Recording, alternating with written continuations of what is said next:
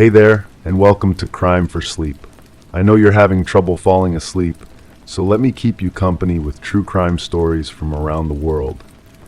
Before we dive in, I'm curious, where did you first hear this one? If you enjoy these stories, don't forget to like, comment, and subscribe. Now get comfortable, and let's get into tonight's case. Story 1. I had just dusted off the last surface, the scent of lemon polish lingering faintly in the air. The room was quiet, each object placed with precision, yet a subtle tension lingered just beneath the order. My fingertips tingled as I brushed them against the glass tabletop, a chill spreading up my arm. The room felt untouched, pristine, yet something invisible brushed against my awareness. I stepped back, and in that moment the shadow of a fingerprint caught the light. An unwelcome mark that changed everything. The print wasn't mine. I knew this with the certainty that comes from cleaning the same surfaces week after week, month after month. My hands move in practiced patterns, wiping away traces of daily existence with methodical care. But this mark belonged to someone else, someone who had pressed their thumb against the glass with deliberate pressure, leaving behind an oil smudge that my cloth had somehow missed. I stared at the print, my breath forming a small fog on the glass surface beside it. The house around me seemed to shift, settling into itself with small creaks and sighs. These sounds had become familiar companions during my work, but now they felt different, weighted with possibility. Someone had been here. The family I worked for traveled frequently.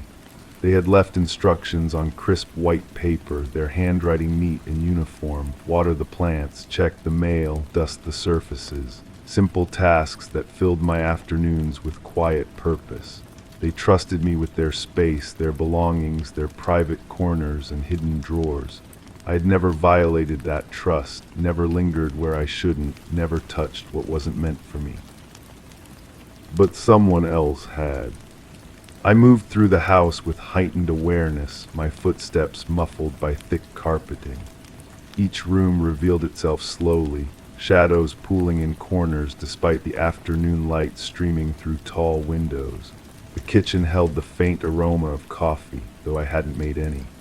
A single mug sat in the dishwasher, clean but somehow out of place among the other dishes I remembered loading there during my previous visit. The living room felt different too, though I couldn't identify exactly how. The couch cushions appeared properly arranged, the throw pillows positioned with care. Yet something about the space seemed altered, as if the furniture had been moved slightly and then returned to its original position by someone working from memory rather than knowledge. I climbed the stairs, my hand trailing along the smooth banister. The master bedroom door stood ajar, exactly as I had left it, but the air inside carried a scent I didn't recognize. Not perfume or cologne, but something more subtle. The smell of another person, their presence lingering like an echo in the stillness. The bed was made with hospital corners, the way I always left it, but the indentation in one pillow seemed deeper than it should have been, as if someone had lain there, thinking, waiting. I approached the nightstand where a small framed photograph usually sat. The picture remained in place, but it faced a slightly different angle, turned toward the bed rather than straight ahead. My phone buzzed in my pocket, startling me from my observations. A text message from the family, checking in from their vacation. Everything going well, they asked. I stared at the words, my thumb hovering over the keyboard. What could I tell them? That their house felt haunted by the presence of someone who shouldn't be there.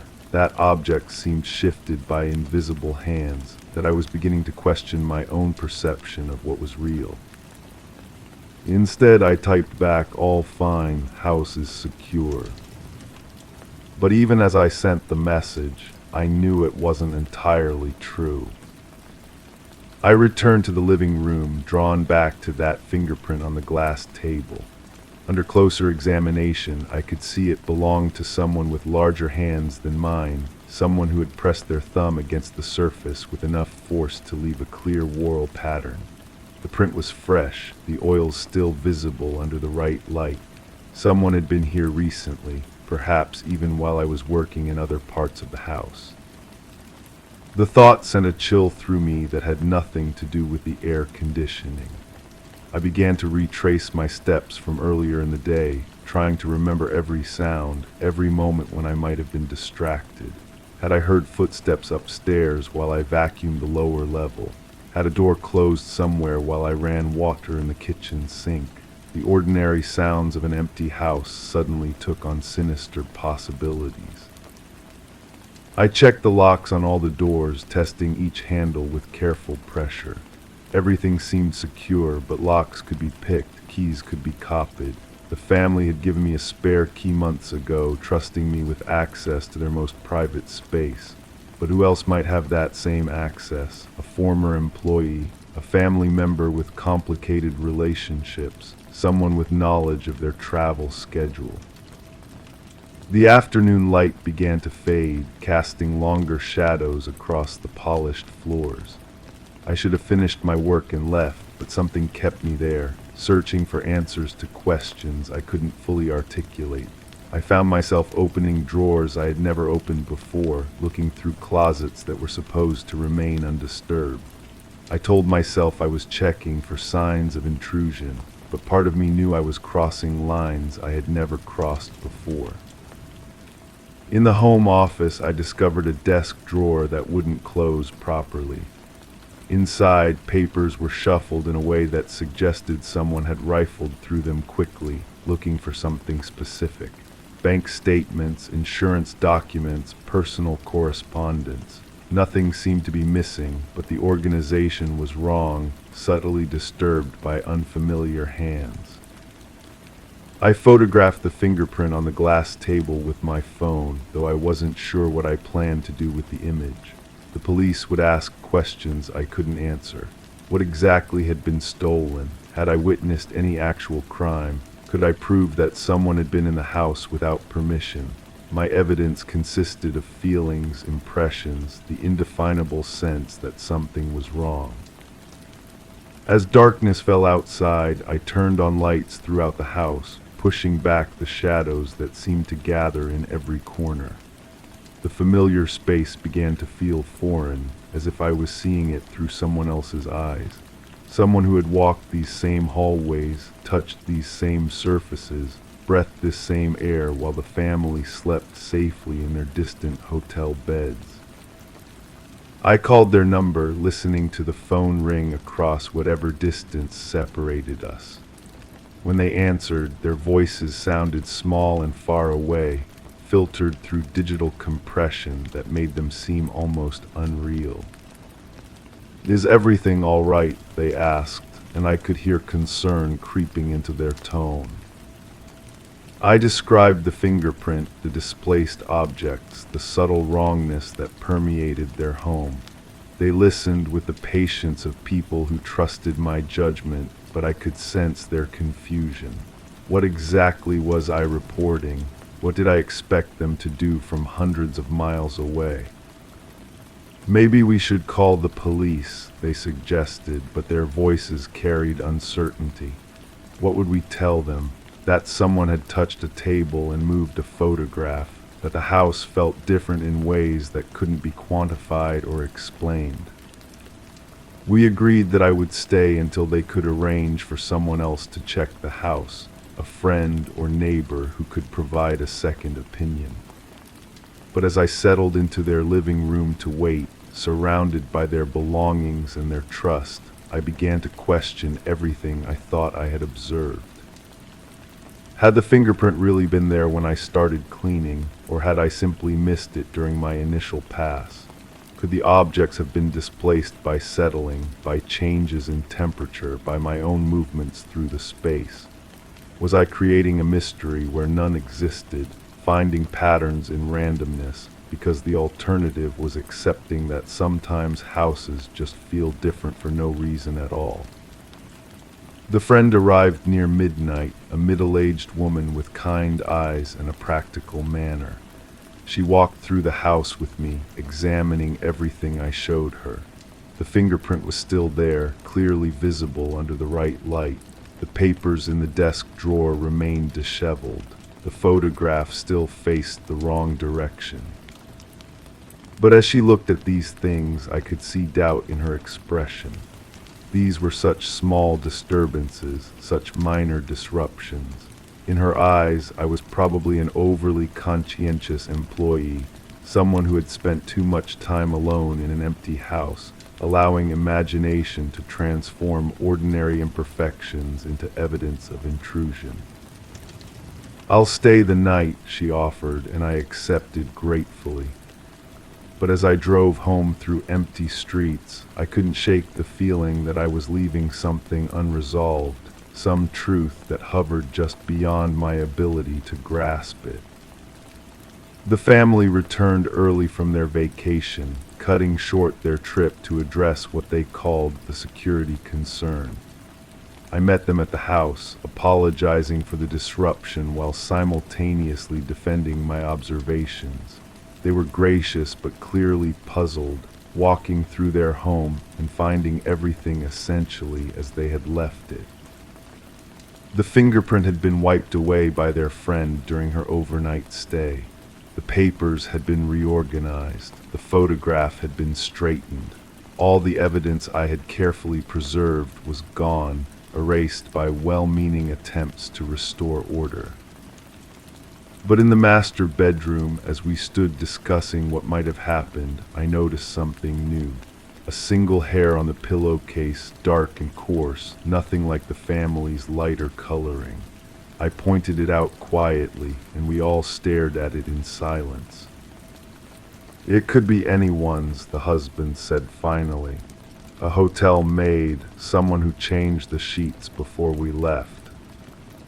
His wife nodded agreement, but I caught her exchanging a look with him, a moment of communication that passed between them like a secret. They knew something they weren't telling me, some piece of the puzzle that would make everything make sense. I never worked for that family again. They paid me for my time and thanked me for my vigilance, but the calls stopped coming. I understood.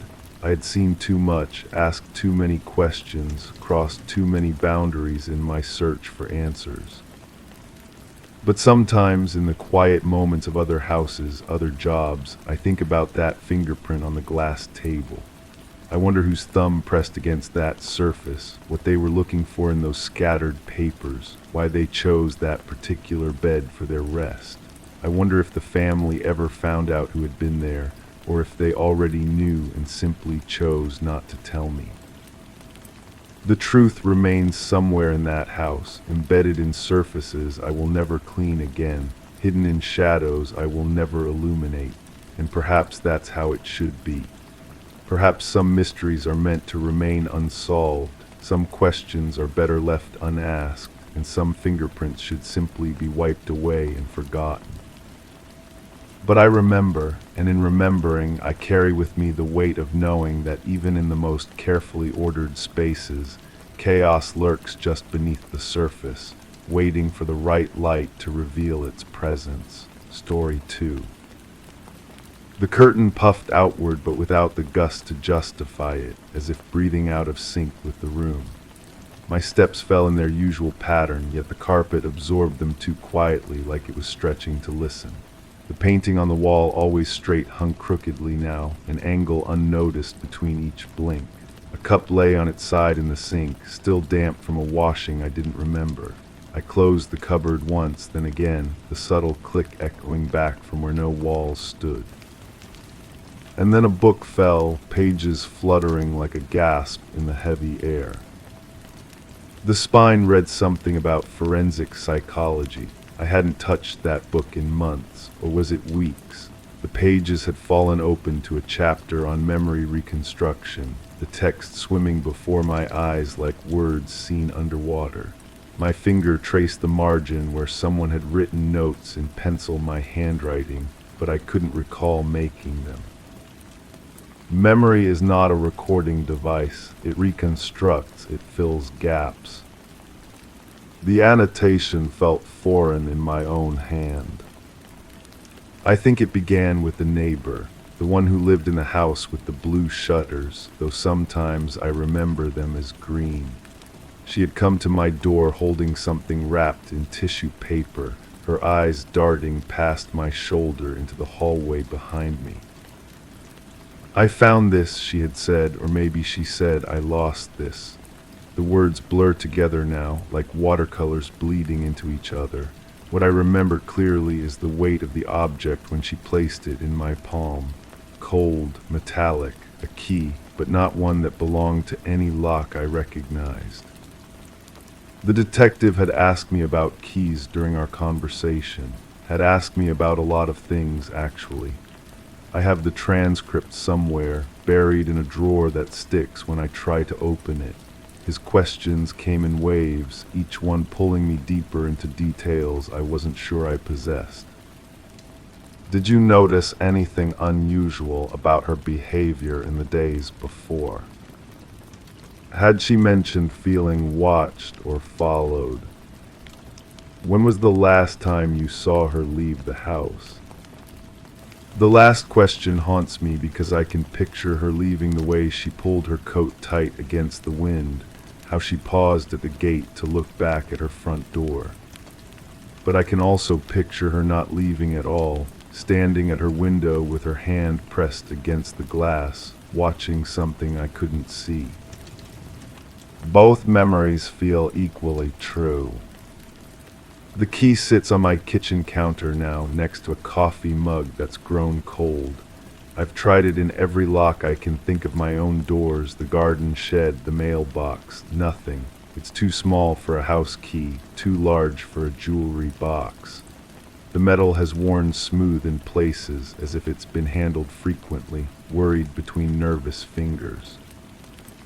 I remember the detective's hands, how they moved when he spoke, gesturing toward invisible evidence, pointing at conclusions that seemed to float just beyond my comprehension. He had asked to see the key, turning it over in his palm the way I do now, holding it up to the light as if its secrets might reveal themselves through transparency. "Interesting," he had said, though his tone suggested the opposite. The forensic psychology book has a section on witness reliability. I've read it several times, each reading revealing details I missed before, or maybe the text changes when I'm not looking.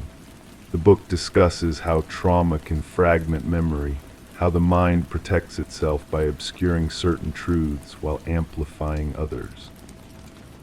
The witness may genuinely believe in contradictory accounts of the same event. I wonder if I'm the witness they're writing about. The neighbor's house has been empty for 3 weeks now, or 3 months. The blue shutters, definitely blue, I'm certain now hang slightly askew, and newspapers have accumulated on her front step despite my efforts to collect them. I've been bringing them inside, stacking them on my kitchen table next to the key. The headlines blur together: missing person reports, community safety meetings, requests for information. None of them mention her specifically, but they all feel connected somehow. I found her journal yesterday while watering the plants she'd left in my care. She had asked me to watch them while she was away, though I can't remember her mentioning a trip. The journal was tucked beneath a pot of wilting violets, its leather cover soft with moisture. The entries are sparse, written in the same careful handwriting I recognize from grocery lists she'd occasionally ask me to help her read when her glasses went missing. Most of the pages discuss mundane things: appointments, weather observations, reminders to call her sister. But there are other entries, fragments that don't quite fit. The same car again today, different driver. Someone has been in the garden, the gate latch was moved. The key doesn't fit anymore, changed the locks. He knows I know. The pronouns shift throughout the journal, sometimes referring to multiple people, sometimes to no one at all. I've read these entries dozens of times, searching for patterns, for connections to the key that grows warm in my palm from constant handling. The detective returned last week to ask more questions, or maybe it was last month. Time has become elastic, stretching and contracting based on my attention rather than any external measure. He wanted to know about the journal, about whether I had noticed anyone unusual in the neighborhood, about my own relationship with the missing woman. Missing woman, that's how he referred to her, though I'm not sure when she became officially missing rather than simply absent. You were close, he had observed, not quite a question. Were we? I remember brief conversations over the garden fence, occasional favors exchanged, the comfortable distance of neighborly politeness. But I also remember longer talks on her front porch, cups of tea that grew cold while we discussed books and weather and the small mysteries of daily life. Both versions feel accurate, though they can't coexist. The transcript of our conversation sits on my coffee table, pages spread like tarot cards waiting to be read. The detective's questions reveal assumptions I hadn't noticed during our actual conversation, assumptions about my knowledge, my involvement, my reliability as a witness. You mentioned seeing her leave that morning. Can you describe what she was wearing? Did you see her return? Are you certain about the time? My answers read like fiction now, too detailed to be memory, too vague to be invention. I describe her blue coat with brass buttons, the way she favored her left leg when walking, the sound of her gate closing with its distinctive squeak.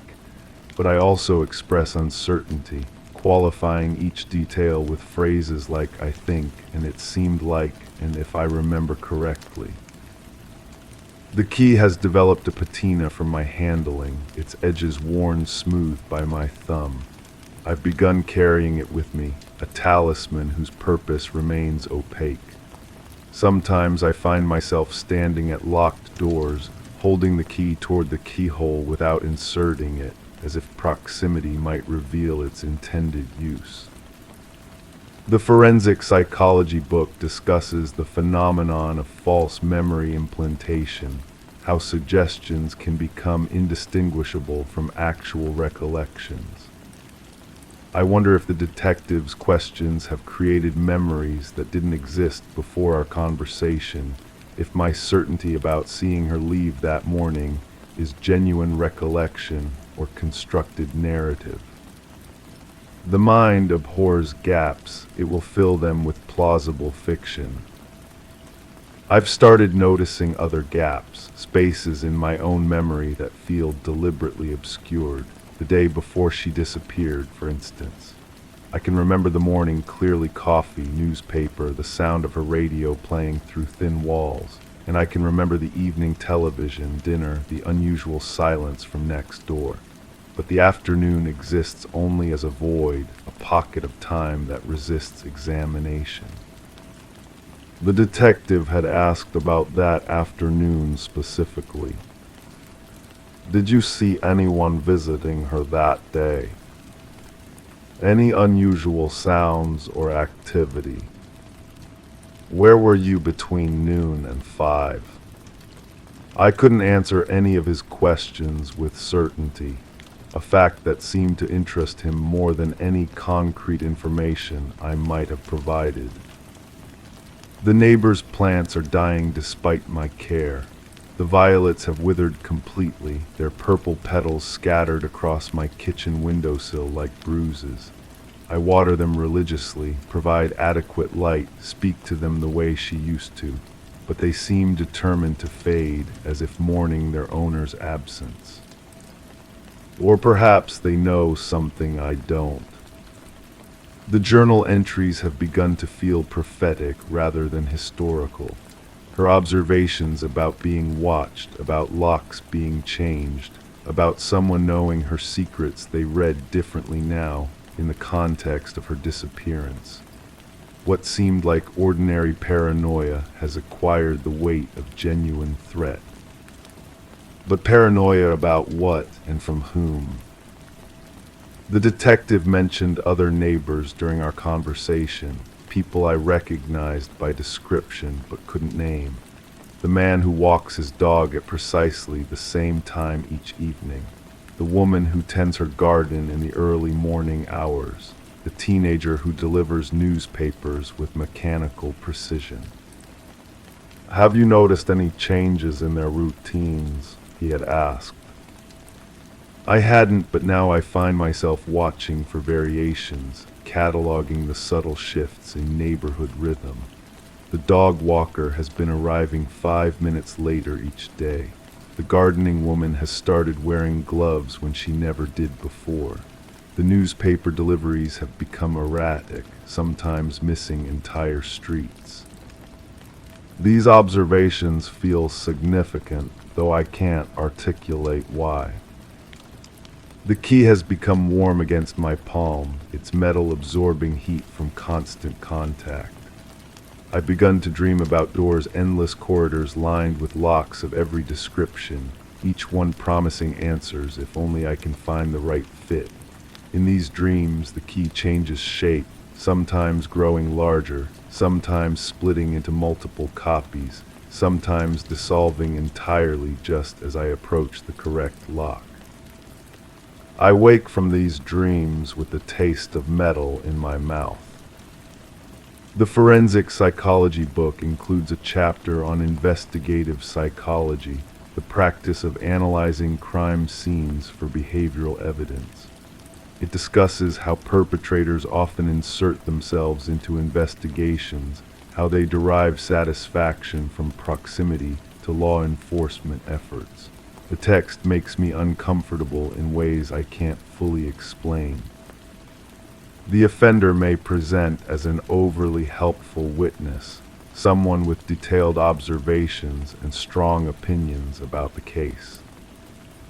Am I overly helpful? My cooperation with the detective feels natural, motivated by genuine concern for my missing neighbor. But I can't ignore the possibility that my helpfulness serves other purposes, ones I haven't acknowledged even to myself. The empty house next door has acquired a different quality in recent days, not abandoned exactly, but expectant, as if waiting for something to happen, for someone to return, for a story to reach its conclusion. I find myself standing at my window, watching for signs of life, for movement behind those blue shutters. Sometimes I think I see shadows shifting in the upstairs windows, but they could be clouds passing overhead, or trees swaying in the wind, or the play of light on glass. Perception has become unreliable, filtered through anxiety and speculation, and the persistent weight of unanswered questions. The detective called yesterday to inform me that they're expanding their search. He didn't specify what they're searching for, or where, or why their initial efforts had proven insufficient. His tone suggested routine procedure rather than breakthrough discovery, the methodical progression of an investigation that has settled into patience rather than urgency. "We may need to speak with you again," he had said before hanging up. The prospect fills me with equal measures of dread and anticipation.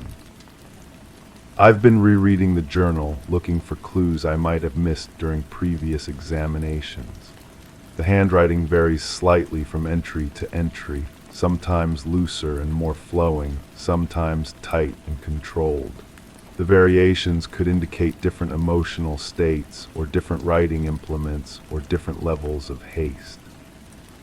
Or they could indicate different authors entirely.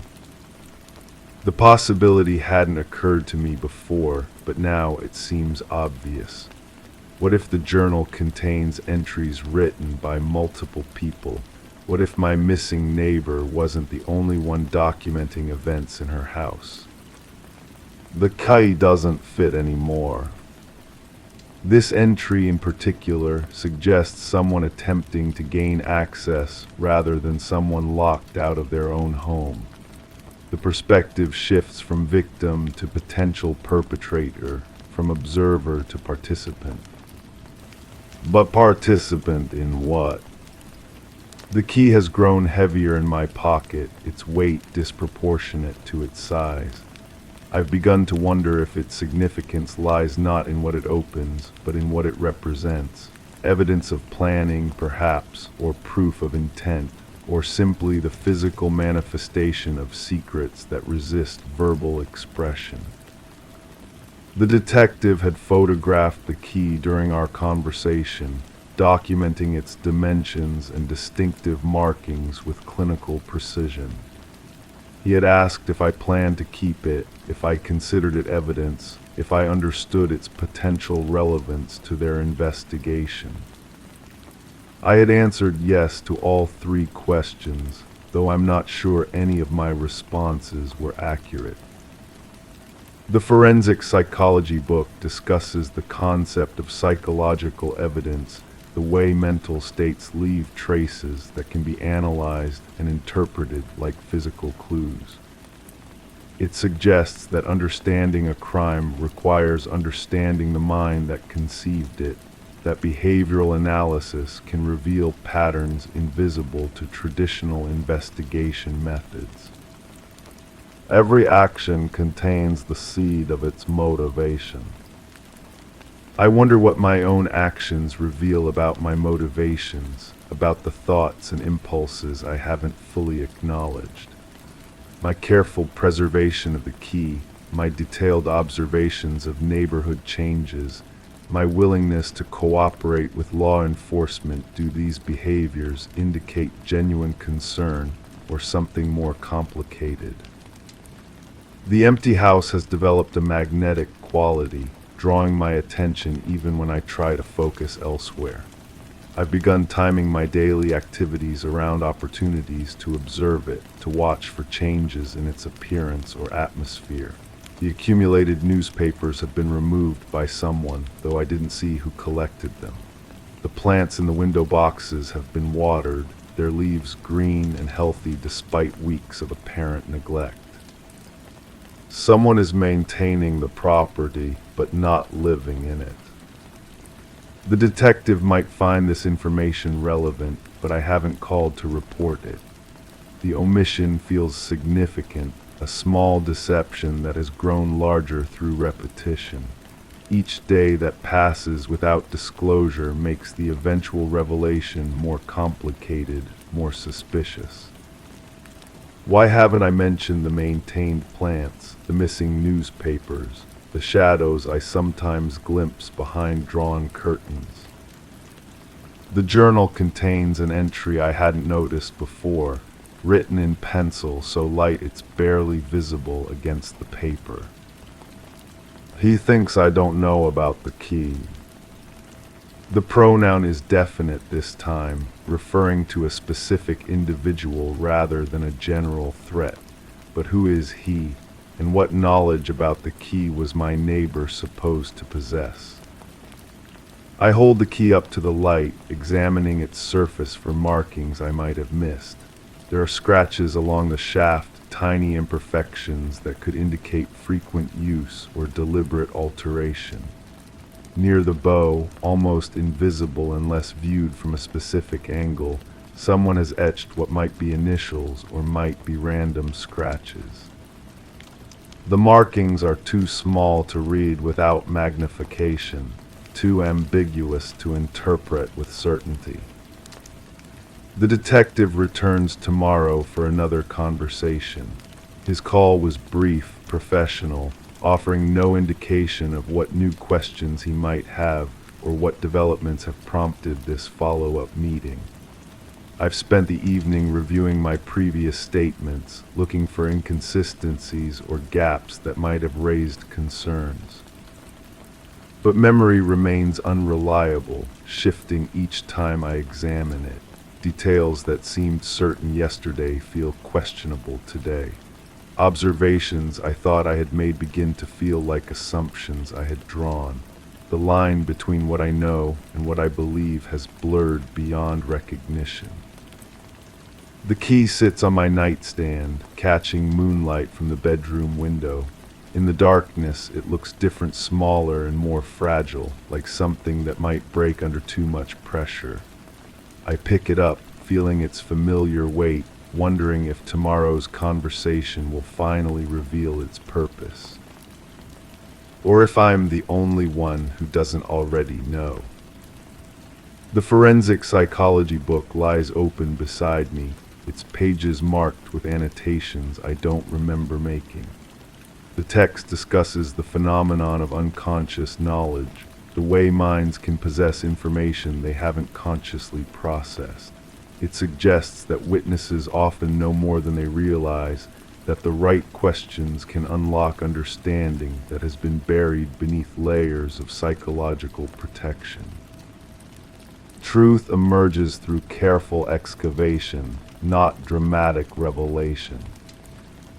I close my eyes and try to excavate my own buried knowledge, to uncover the connections that have remained hidden beneath conscious thought. The key, the journal, the empty house, the detective's persistent questions, they form a pattern that feels almost familiar, like a song I've heard before but can't quite remember. Tomorrow's conversation will add new elements to this pattern, new questions to complicate the existing mysteries.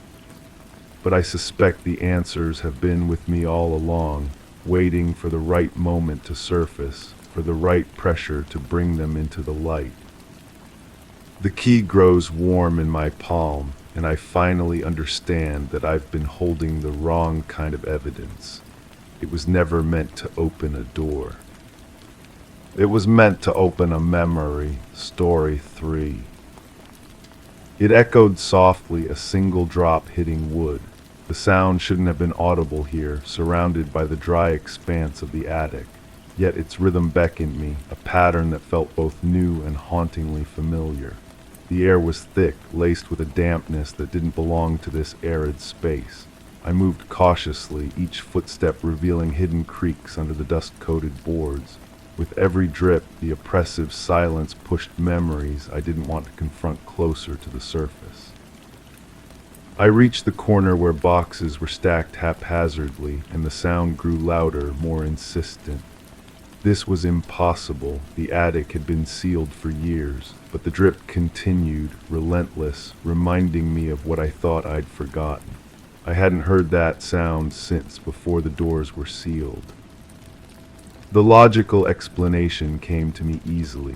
A pipe had burst somewhere in the walls, probably from the harsh winter we'd endured. The old house had always been temperamental with its plumbing, and I'd put off calling a contractor for months. The moisture was seeping through the ceiling boards, finding its way into the sealed attic space through some forgotten crack or gap. These old houses were full of surprises, pathways that defied architectural logic. I pulled out my phone's flashlight and swept it across the corner. The beam caught something metallic wedged between two cardboard boxes, a small tin container I didn't remember storing. The dripping seemed to originate from directly above it. When I lifted the tin, my fingers came away damp, confirming my theory. Water damage, nothing more. The dampness had that familiar basement smell, musty and organic, like wet leaves decomposing. But as I held the tin closer to examine it, something shifted in my peripheral vision, a shadow that moved independently of my flashlight beam. I turned quickly, heart hammering, but found only the familiar silhouettes of stored furniture draped in white sheets. The dripping had stopped. I convinced myself I'd imagined the movement. Stress did strange things to perception, and I'd been under considerable pressure lately. The house felt heavier somehow, as if the walls themselves were holding their breath. I set the tin back down and noticed my hands were trembling slightly. The silence stretched around me, thick as cotton. The first version of events unfolded in my mind with crystalline clarity. I'd come up here looking for old photo albums, something to occupy my restless evening. The house had been too quiet since I'd moved back, too full of spaces that echoed with my own footsteps. The attic represented a treasure trove of forgotten memories, boxes I'd sealed away during a different chapter of my life. I'd climbed the pull-down ladder with purpose, armed with good intentions and a desire to reconnect with happier times. The dripping sound had simply been an unfortunate discovery, a maintenance issue that would require attention but nothing more sinister. Houses aged, pipes corroded, water found ways to travel through the most unexpected channels. It was a perfectly reasonable sequence of cause and effect. The tin container held old photographs, their edges curled with age and now slightly damp from the lake. I recognized some faces, family gatherings from decades past, but others seemed foreign despite their familiar setting. There was something unsettling about the way the light fell across certain faces, creating shadows that seemed to move when I wasn't looking directly at them. As I flipped through the photographs, a strange sensation crept up my spine. The dampness in the air carried a scent that wasn't quite right for a simple plumbing lake. It was metallic, almost sweet, with an underlying current of something I couldn't identify. My throat felt tight, and I found myself breathing more shallowly. One photograph in particular caught my attention. It showed the attic space itself, but configured differently than I remembered. The boxes were arranged in a different pattern, and there was furniture I didn't recognize.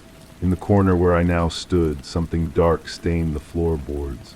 The photograph was taken from almost exactly where I was standing now, as if someone had wanted to document this precise perspective. My hands began to shake more noticeably as I held the photograph. The dripping sound resumed, but now it seemed to be coming from multiple directions. I swept the flashlight beam across the ceiling, searching for the source, but the wooden beams appeared solid and dry. The sound was definitely there, though rhythmic, persistent, almost like a heartbeat. The second version began to emerge in fragments, like pieces of a puzzle assembling themselves without my conscious participation. In this version, I hadn't come to the attic voluntarily. Something had drawn me here, a compulsion I couldn't resist. The dripping wasn't water at all, but something else entirely, something that had been waiting patiently for my return. In this alternative reality, the tin container wasn't filled with innocent family photographs. The images showed scenes I didn't remember participating in, moments that felt simultaneously foreign and intimately familiar. My own face appeared in several shots, but with an expression I didn't recognize, a look of knowledge that seemed both terrible and necessary. The dampness against my skin felt different now, more viscous, more deliberate. It clung to my fingers with a persistence that water couldn't match. When I raised my hand to examine it more closely, the substance appeared darker than it should have been in the flashlight's white beam. The metallic scent grew stronger, filling my nostrils with each breath. I tried to step away from the corner, but my feet felt rooted to the spot. The floorboards beneath me seemed to pulse slightly, as if responding to some rhythm I couldn't consciously detect. The dripping sound had synchronized with my heartbeat, or perhaps my heartbeat had synchronized with it.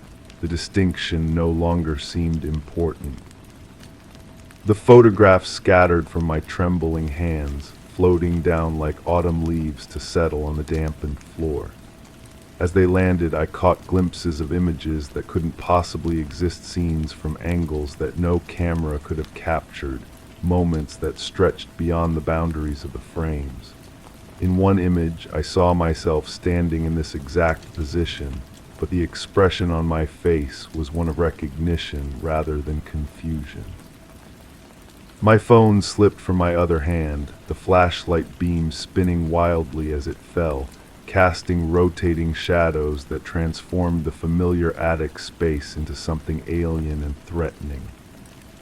In the strobing light, the draped furniture seemed to move with purpose, shifting positions when the beams swept away from them.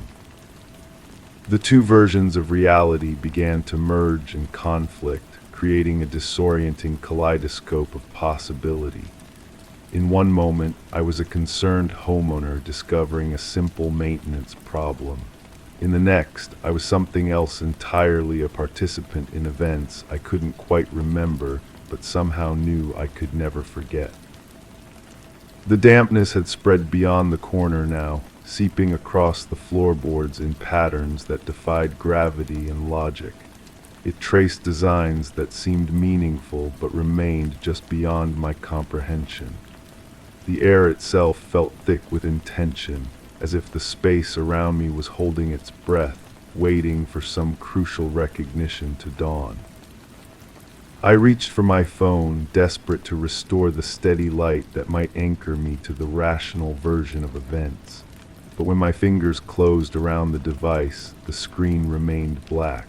The battery had been fully charged when I'd climbed the ladder, but now it refused to respond to any combination of buttons or gestures. The silence pressed against my eardrums, broken only by the relentless dripping that seemed to echo from inside my own skull. I couldn't determine whether the sound was growing louder or whether my perception was becoming more acute. Both possibilities seemed equally plausible and equally disturbing. Without the phone's light, the attic plunged into a darkness that felt absolute and intentional.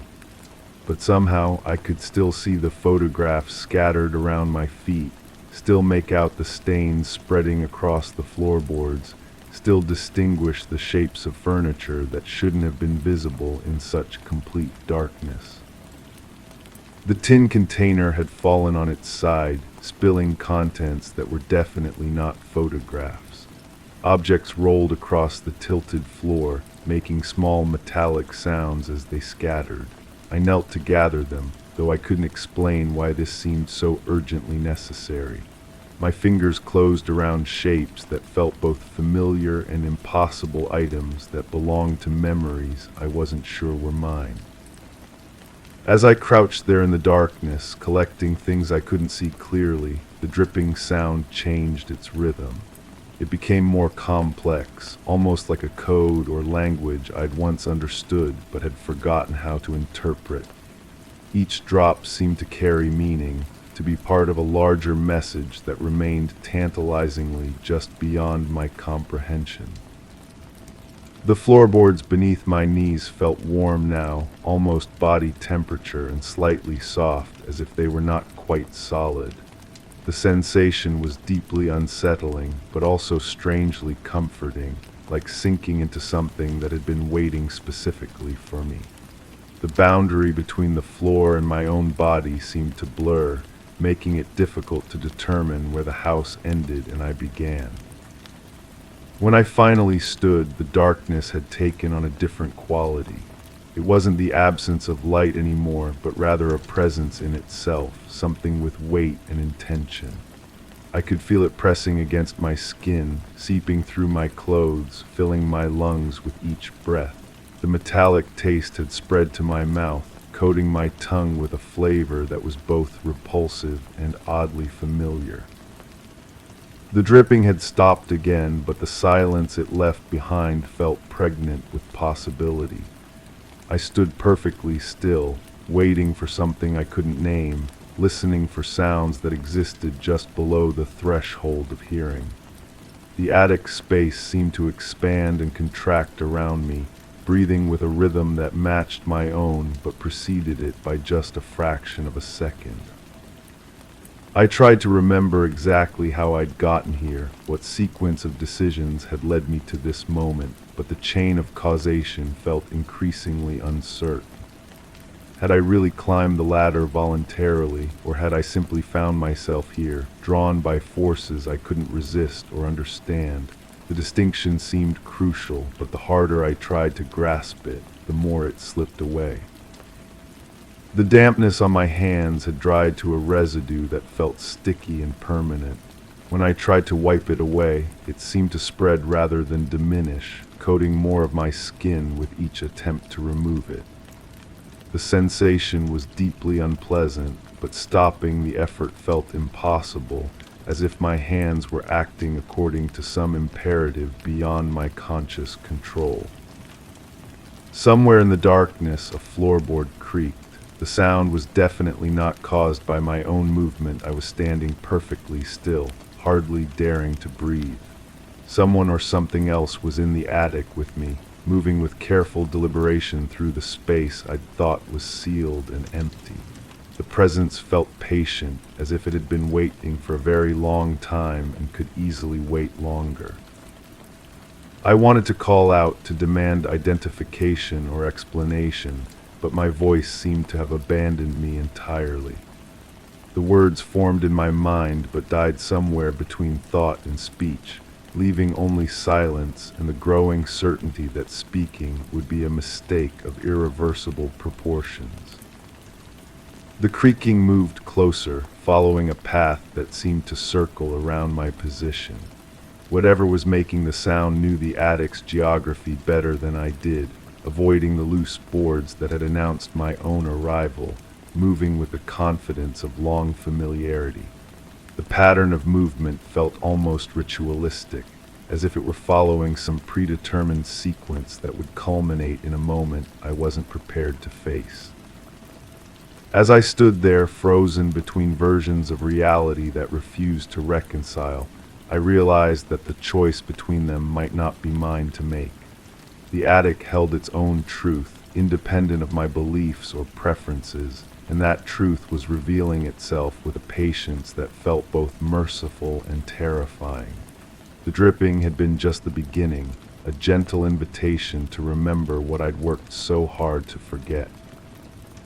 The dampness, the photographs, the impossible darkness, they were all pieces of something larger, something that had been waiting for me to return and complete whatever had been left unfinished. The sealed doors hadn't been meant to keep anything out. They'd been meant to keep something in, something that had finally found a way to call me back. Story 4. Every morning I would lay out 4 pieces of toast, each perfectly aligned on the kitchen counter, a simple ritual that marked the start of my day. I never questioned why I always did it that way, it was just how things were. Last week there was an extra slice, slightly off-kilter, resting at the edge like a forgotten thought. I dismissed it as an anomaly, a result of early morning grogginess. The next day there were only 3, yet I could have sworn I placed 4. This morning, as I stood at the counter, I found the toast perfectly arranged again, with one small discrepancy. A 5th crumb lay on the floor, out of place and lingering, as though it was waiting to see if I noticed. The crumb was darker than it should have been, almost burnt around the edges. I bent down to examine it more closely, feeling the cold tile against my knees. The kitchen smelled faintly of something I couldn't identify, something that didn't belong with the usual scent of butter and wheat. It was metallic, sharp, like the air before a thunderstorm. I picked up the crumb between my thumb and forefinger. It felt gritty, wrong somehow. When I looked up, the 4 slices of toast remained exactly where I had placed them, but now they seemed to mock me with their precision. The butter had melted into perfect circles, each one identical to the next. I had never noticed that before. The phone rang, cutting through the morning silence like a blade. I let it ring twice before answering, still staring at the toast. "Did you sleep well?" The voice belonged to my neighbor from across the hall. She called every few days, always with the same question, always with the same tone that suggested she already knew the answer. "As well as can be expected," I replied, which was what I always said. "I heard sounds again last night from your apartment around 3 in the morning." I pressed the phone closer to my ear. "What kind of sounds?" "Footsteps back and forth in your kitchen, like someone pacing." I looked down at my bare feet, then at the kitchen floor. The linoleum showed no signs of wear, no path worn by anxious steps. Yet as I stood there, I could almost feel the phantom ache in my legs, as if I had indeed been walking for hours. I was sleeping, I told her. Of course, she said, but something in her voice suggested otherwise. Just thought you should know. After she hung up, I found myself staring at the toast again. The butter had begun to congeal, forming small white islands on the surface. I counted them, 4 slices, 4 butter pools, but somehow it felt incomplete. There should have been more. I opened the refrigerator to put the butter away and noticed something odd. The milk carton was facing backward, its expiration date hidden against the wall. I always placed it label forward. It was another one of those small rituals that gave structure to my days. When I turned it around, I saw that someone had written something on the back in pencil, so faint I had to squint to read it. Ask about the missing day. The handwriting looked familiar, but I couldn't place it. It wasn't mine, I was certain of that, yet something about the formation of the letters tugged at a memory I couldn't quite grasp. I set the carton on the counter next to the toast and stared at both, as if they might reveal their secrets through sheer force of observation. The apartment felt different now, charged with an energy I didn't understand. I walked through each room, looking for other signs of disturbance, other evidence that someone had been here while I slept. Everything appeared normal, yet nothing felt right. The books on my shelf were in the correct order, but one had been pulled out slightly, just enough to break the perfect line. The bathroom mirror was clean, but there was a single fingerprint near the bottom corner, too small to be mine. I returned to the kitchen and found that one of the toast slices had fallen to the floor. It lay butter side down, leaving a greasy stain on the linoleum. I was certain it had been secure on the counter when I left the room. The remaining 3 slices sat undisturbed, their butter now completely solid. The metallic smell had grown stronger. I opened the window above the sink, hoping fresh air might clear my head, but the scent seemed to cling to everything, embedding itself in the fabric of the apartment. It reminded me of something, a memory hovering just beyond reach, like trying to remember a dream after waking. I picked up the fallen toast and threw it in the garbage, then immediately regretted the action. What if it had been evidence of something, but evidence of what? I was alone in my apartment, had been alone for as long as I could remember. The locks were secure, the windows undisturbed, yet someone had been here, or I was losing my mind. Neither possibility offered much comfort. The neighbor called again that afternoon. This time her voice carried a different quality, more urgent, less routine. I need to ask you something, she said, about last week. Do you remember what happened on the day you didn't answer your door? I frowned, searching my memory. I don't know what you mean. I've been here every day. No, you haven't. There was a whole day when no one saw you. No sounds from your apartment, no lights in the evening. I knocked several times because I was worried. The phone felt heavy in my hand. I could recall no such day, no period of absence from my routine. My memory of the past week seemed complete, unbroken. Yet as I tried to focus on specific details, they became slippery, elusive. What day was this? I asked. I'm not sure, time gets confused sometimes, but it was definitely last week. The police came by, asked if I'd seen you.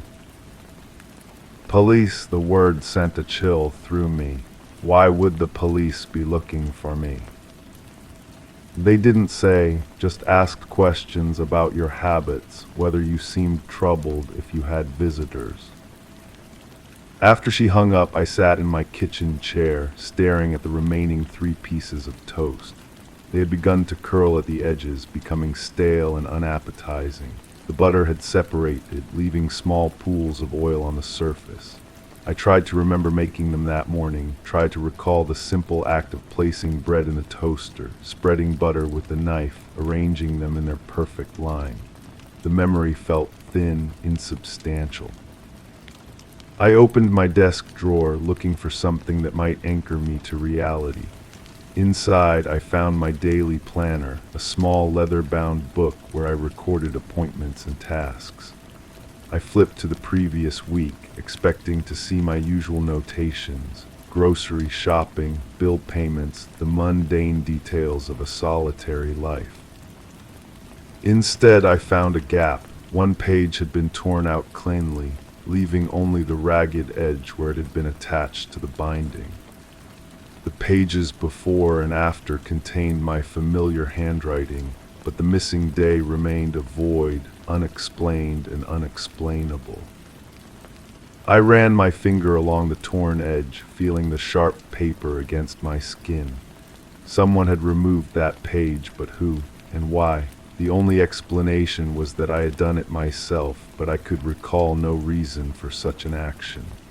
The missing page felt like a wound in my memory, a deliberate excision of something important.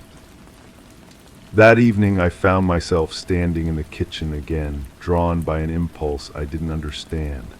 The 3 remaining pieces of toast sat exactly where I had left them, now completely inedible. I should have thrown them away hours ago, but something prevented me from disturbing them. They had become evidence, though of what crime I couldn't say. The metallic smell was stronger now, almost overwhelming. I traced it to the area near the refrigerator, where it seemed to emanate from the floor itself. I got down on my hands and knees, pressing my nose close to the linoleum.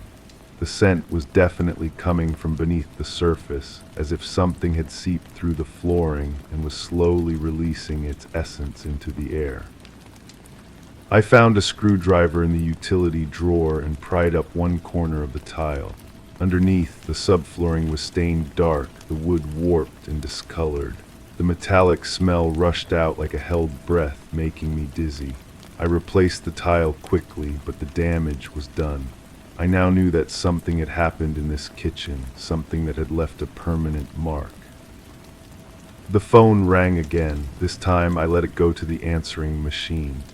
Through the thin walls, I could hear my neighbor's voice leaving a message, but I couldn't make out the words. Her tone sounded different, more insistent, almost frightened. I played the message back later, when darkness had settled over the apartment like a heavy blanket. Her voice came through the speaker, distorted and strange.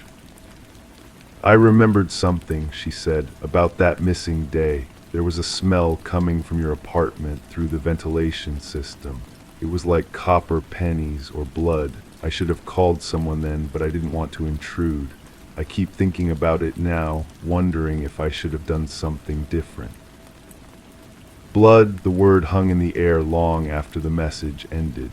I looked at the 3 pieces of toast, now curled and brown, and tried to imagine what they might have witnessed. Had they been here during whatever event had stained my kitchen floor? Were they silent observers to something I couldn't remember? I walked to the bathroom and stared at my reflection in the mirror. My face looked normal, familiar, but my eyes seemed different somehow, as if they belonged to someone else. I searched for scratches, bruises, any sign of violence or struggle, but found nothing. My hands were clean, my fingernails short and neat. Whatever had happened, it had left no visible trace on my body. But as I turned away from the mirror, I caught sight of something that made me freeze. There on the bathroom wall behind me was a small smear at shoulder height. It was barely visible, the same color as the paint, but with a different texture that caught the light differently. I touched it with my finger and felt the slight roughness of something that had dried and been partially cleaned away. The smear was roughly the size of a handprint, as if someone had leaned against the wall for support. I tried to match my own hand to the mark, but it was too small, the fingers too delicate. It belonged to someone else, someone who had been in my bathroom during that missing day I couldn't remember. I returned to the kitchen and sat at the table, staring at the toast until my eyes watered. The apartment felt like a crime scene now, full of evidence I couldn't interpret. Every surface might hold secrets. Every shadow might conceal the truth about what had happened during those lost hours. The neighbor's voice echoed in my mind. The police had been here asking questions about me, about my habits and visitors. The implication was clear, though I didn't want to acknowledge it. Someone was missing or hurt or worse, and somehow I was connected to their disappearance. I tried to construct a timeline, to piece together the fragments of memory and evidence into something coherent. But every attempt led to the same blank space, the same missing day that refused to reveal itself. It was as if someone had reached into my mind and surgically removed a crucial piece, leaving me to stumble around the edges of a truth I couldn't grasp. The toast sat on the counter like an accusation. 4 pieces every morning, a ritual as automatic as breathing. But that morning there had been 5, then 3, then 4 again with the extra crumb on the floor. Someone else knew about my routine, had deliberately disrupted it as a message or a warning. But who, and what were they trying to tell me? I stood up and walked to the window, looking out at the street below.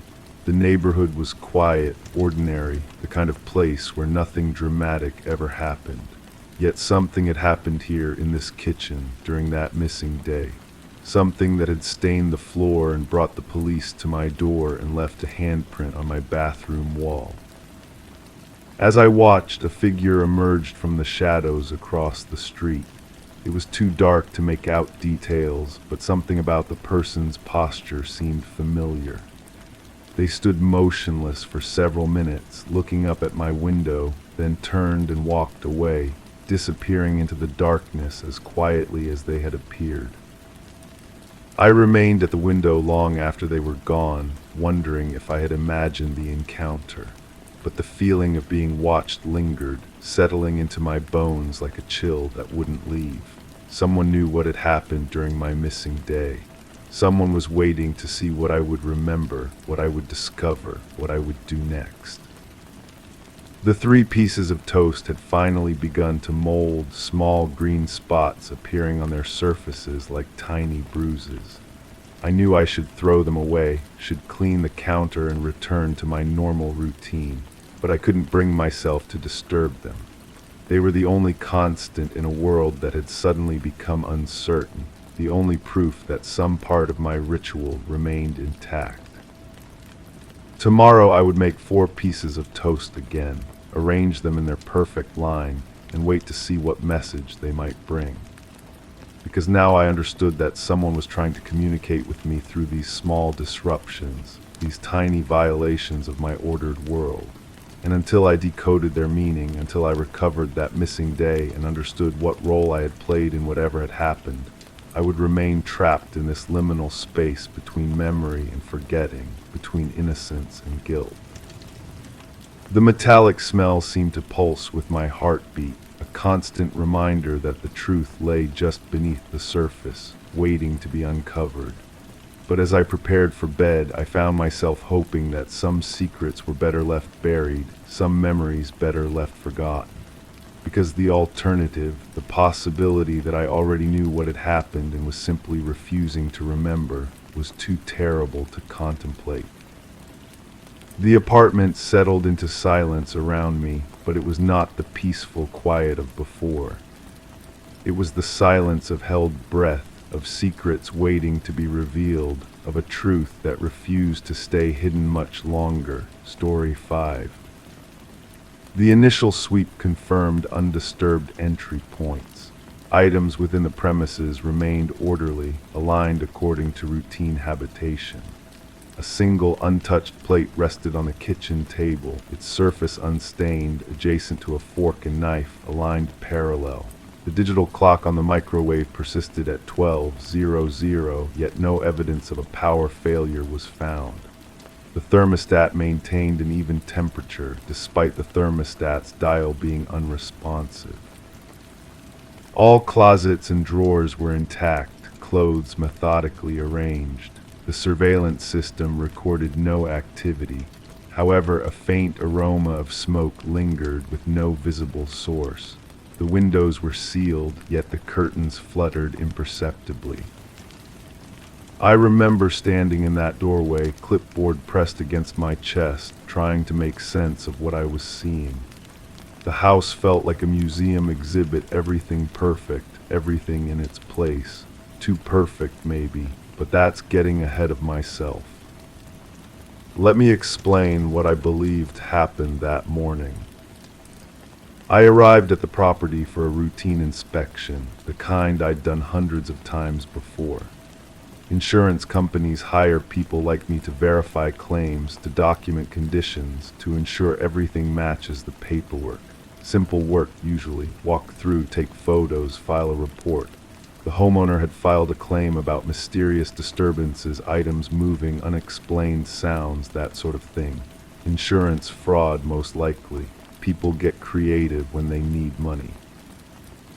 The key was exactly where the homeowner said it would be, under the ceramic planter by the front steps.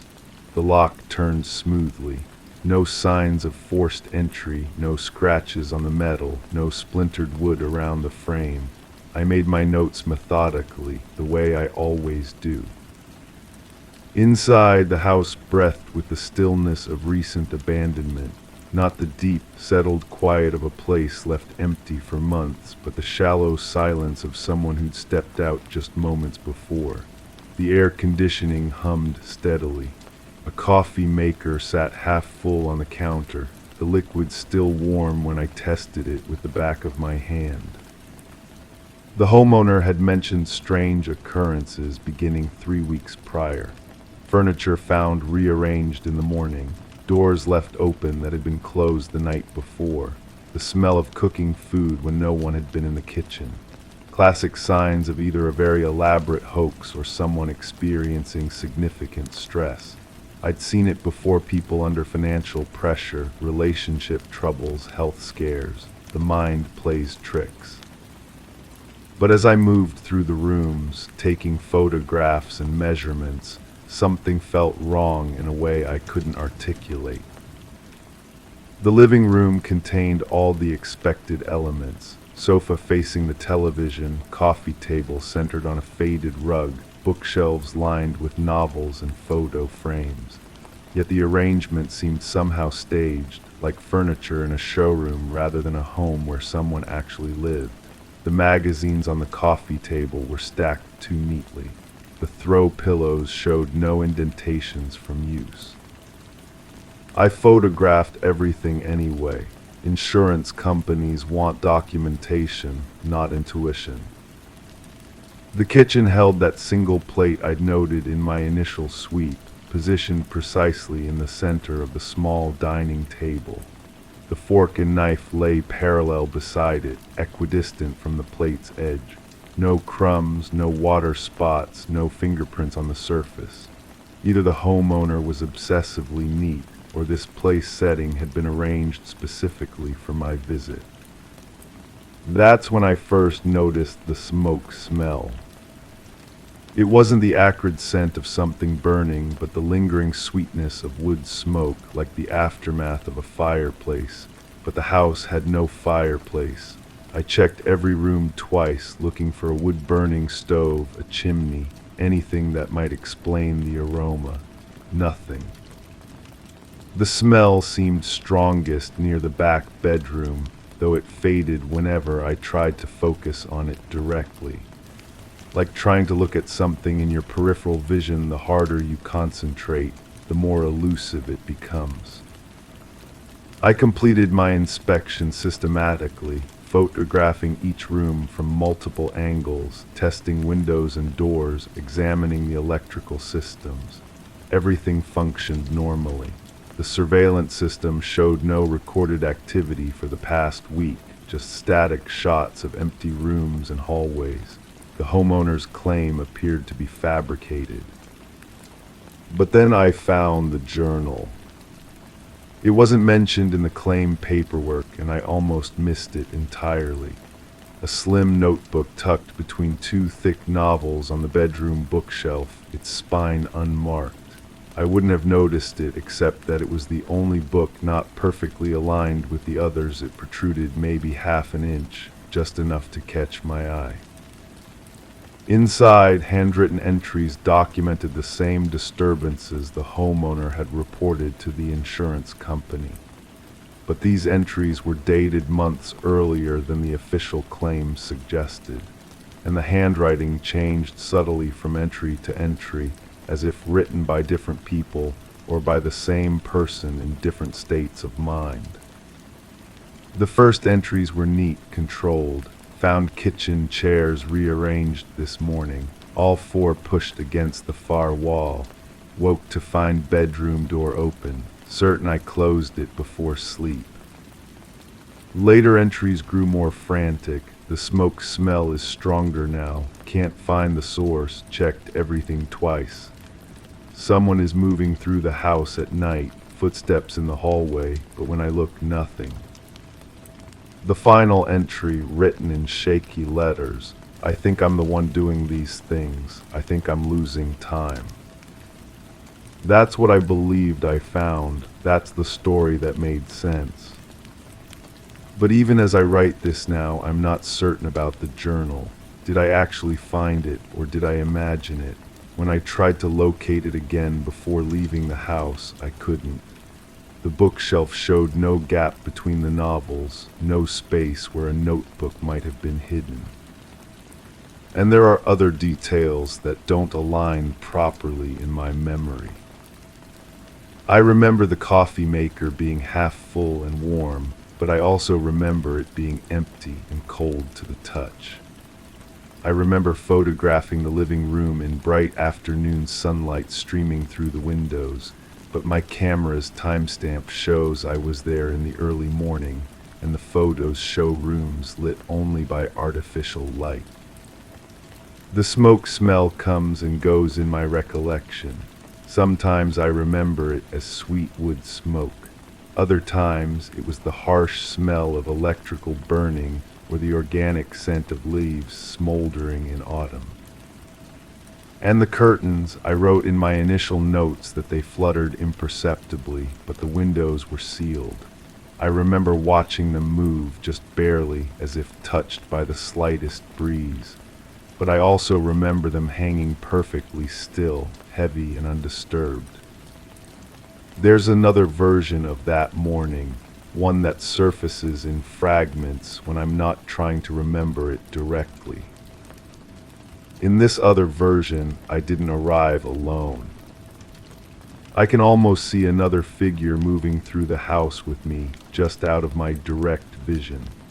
Someone else taking photographs, someone else opening drawers and cabinets. When I turned to speak to this person, I found myself addressing empty air, but the sense of their presence lingered. In this version, the house wasn't empty at all. Someone was there, watching from doorways, following just behind me as I moved from room to room, not hiding exactly, but existing just outside my ability to perceive them clearly. The smoke smell in this version came from cigarettes. Someone smoking just around the corner, just in the next room, always one step ahead of my investigation. I would enter a room and catch the fading scent of tobacco, see a slight haze near the ceiling, but never find the smoker. And the journal in this version, I didn't find it on the bookshelf. I wrote it myself, standing at the kitchen counter, documenting disturbances I was witnessing in real time. My own handwriting, my own observations, but somehow unfamiliar, as if someone else was guiding my hand across the pages. The surveillance system, rather than showing empty rooms, showed me moving through the house repeatedly. The same inspection, over and over, recorded from multiple angles, but in some of the recordings I was accompanied by that figure I couldn't quite see. Two sets of footsteps, two shadows, but only one person clearly visible. When I try to access this version of events directly, it dissolves. It exists only in the spaces between conscious thought, in the moments when my mind wanders and my guard drops. The rational explanation is that I was overtired, stressed from too many similar assignments, perhaps affected by something environmental in the house, a gas leak, maybe, or some other factor that influenced my perception and memory. Insurance investigators aren't immune to the power of suggestion, and I'd read the homeowner's claim before arriving. Maybe I unconsciously created evidence to support their story. But that doesn't explain the photographs. When I developed the film from that inspection, half the images showed rooms I don't remember entering. A basement that wasn't mentioned in the house's floor plan, an attic space accessible only through a narrow panel in the bedroom ceiling.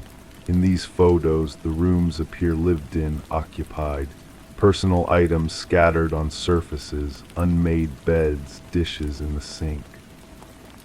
Yet I have no memory of taking these photographs. The insurance company accepted my report without question. I documented no evidence supporting the homeowner's claim of mysterious disturbances. The case was closed, the claim denied. Standard procedure, standard outcome. But I kept copies of all the photographs and I returned to them frequently. The more I study them, the less certain I become about what actually happened in that house. In some images, the living room furniture appears exactly as I remember it staged and unused. In others, the same room shows clear signs of habitation, cushions indented from use, books left open on tables, a coffee cup half empty on the mantel. The kitchen photos are even more disturbing. The single plate I documented so carefully appears in some images exactly as I described claim, positioned precisely in the center of the table. But other photos show the same table set for two people, with food on both plates as if I'd interrupted a meal in progress. I've had the photos examined by experts looking for signs of digital manipulation or double exposure. The images are authentic, taken with the same camera during the same time period, but they document two different versions of the same spaces. The homeowner never responded to the insurance company's denial. No appeal was filed, no additional claims submitted. It was as if the entire matter had been forgotten immediately after my inspection. I tried to contact them directly, hoping to clarify some of the inconsistencies in my report, but the phone number on file had been disconnected. The address I'd visited was listed as vacant in city records, with no record of recent occupancy. When I drove back to the house weeks later, I found it exactly as I'd left it or as I remembered leaving it. The key was still under the ceramic planter, the door unlocked smoothly. Inside, everything remained in perfect order. But this time I noticed things I'd missed before, or things that hadn't been there before, I can't be sure which. A second coffee cup in the kitchen sink, unwashed.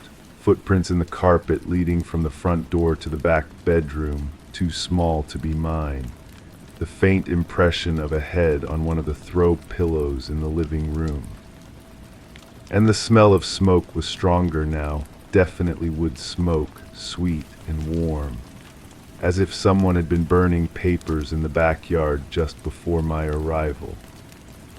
I found myself moving through the house differently this time, not as an inspector documenting conditions, but as someone searching for answers to questions I couldn't articulate. I opened drawers I'd left closed, moved furniture I'd left untouched, looking for some evidence of what had really happened during my first visit. In the bedroom closet, behind a row of hanging clothes, I discovered a small door I hadn't noticed before. It opened onto a narrow storage space that ran the length of the house's back wall. Inside, boxes of photographs and documents, none of them mentioned in the insurance paperwork. The photographs showed the house as it must have looked when actually occupied. Furniture arranged for comfort rather than display, personal items scattered naturally throughout the rooms, people I didn't recognize sitting on the sofa, standing in the kitchen, sleeping in the bedroom. But in several of the photos I recognized myself. Not recent images, but photos that appeared to have been taken years earlier, showing me in the same rooms I'd inspected, wearing the same clothes, carrying the same clipboard. As if I'd been visiting this house regularly for much longer than I remembered. The documents were more disturbing. Insurance reports filed under my name, documenting multiple inspections of the same property over a period of several years. Each report described the same conditions, everything in perfect order, no evidence of disturbances, claim denied. But I had no memory of any inspection other than the one I'd conducted recently. According to these documents, I'd been investigating the same claim filed by the same homeowner repeatedly. The dates on the report suggested I'd been visiting this house regularly for the past 3 years, always reaching the same conclusion, always filing the same denial. The handwriting on all the reports was unmistakably mine. I left the house that second time with more questions than answers, carrying copies of the photographs and documents I'd found. But when I tried to examine them the next morning, the images had faded to blank paper and the text on the documents had become illegible, as if they'd never contained any information at all. Now, weeks later, I'm no longer certain which version of events actually occurred.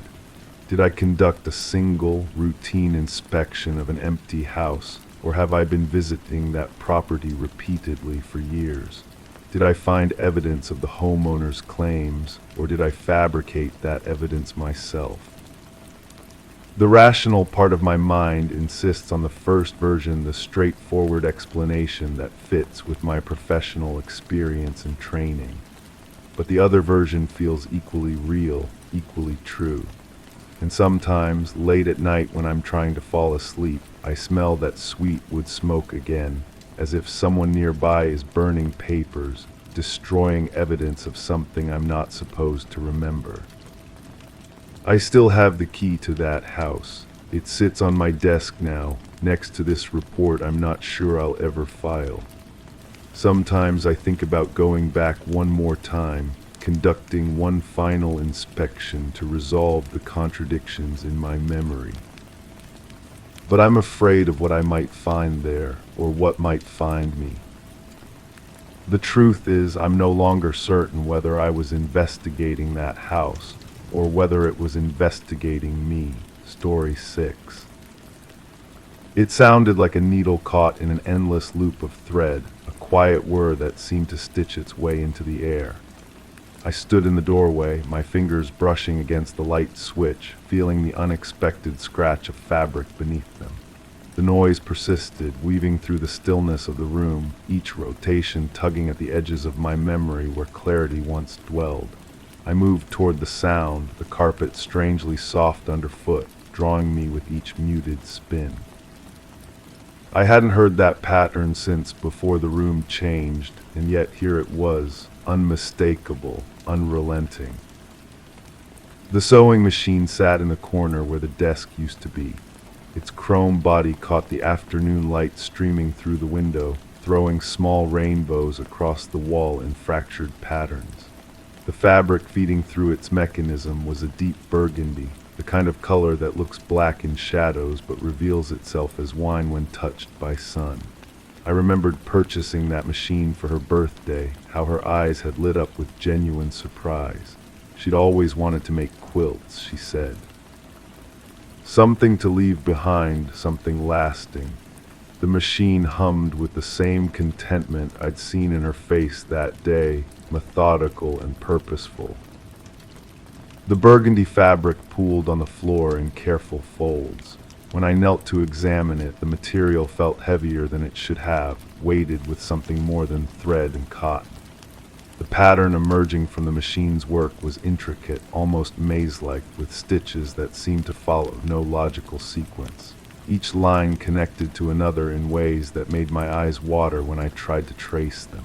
She had always been precise in her needlework, every stitch measured and deliberate. This looked different.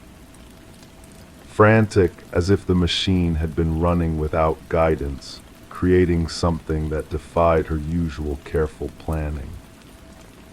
The thimble on the windowsill caught my attention next. Silver and dented, it bore the tiny scratches of countless hours of use. I picked it up, feeling its familiar weight in my palm. It was warm, as if recently worn, though the room had been empty when I arrived.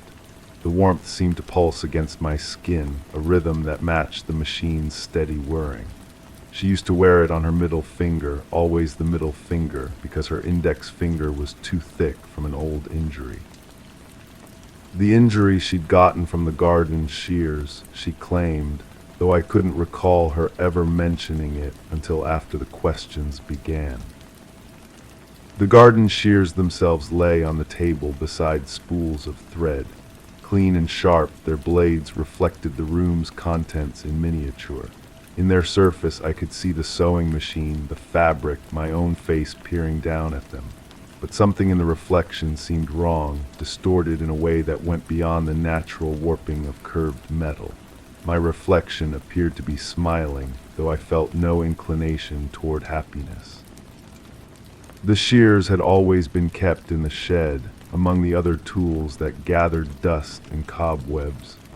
Their presence here, polished and purposeful, felt like an intrusion into a space meant for softer things.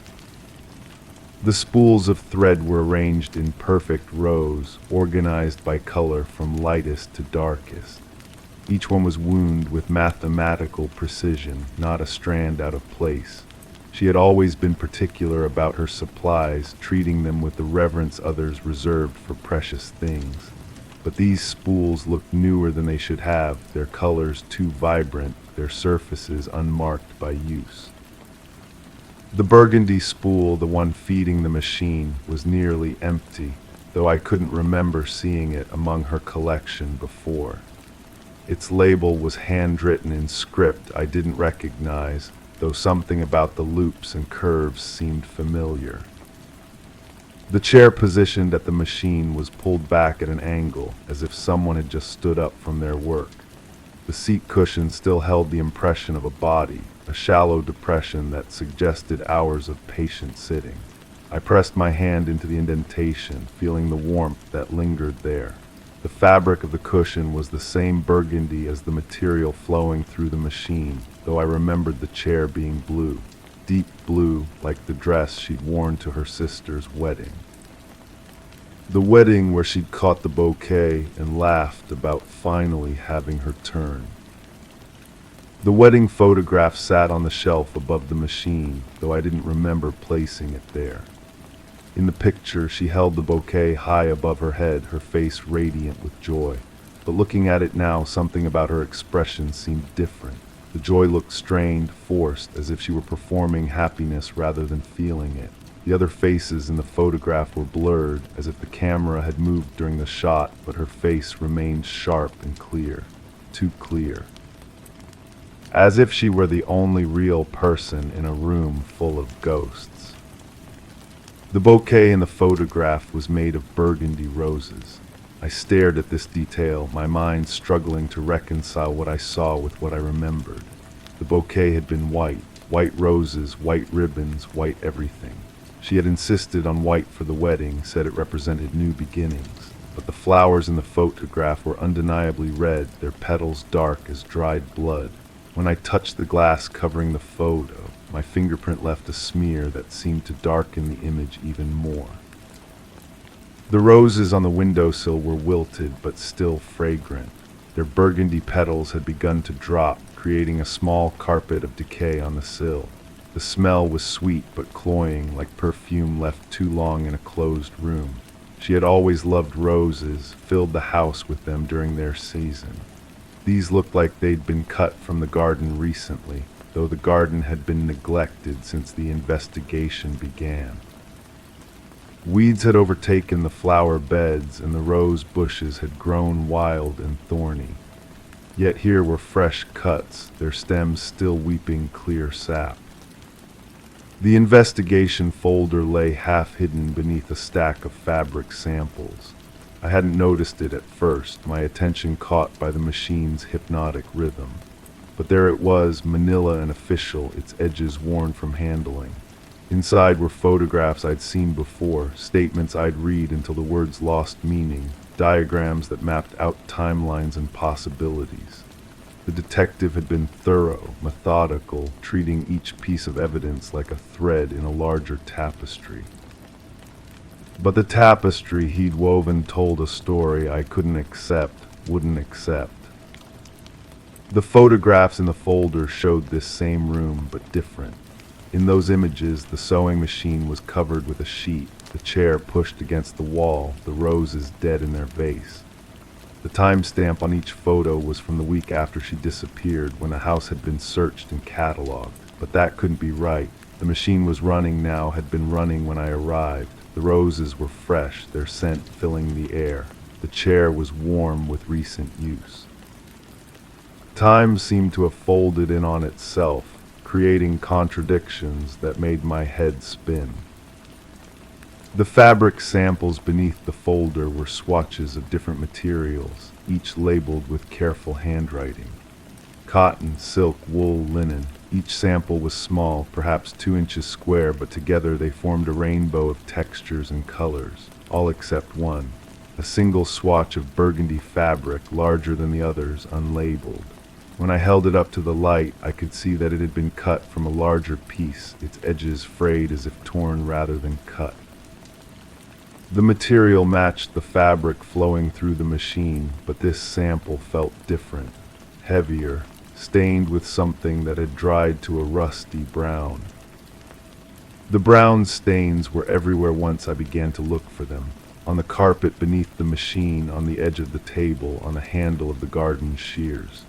Small marks that could have been rust or soil or something else entirely.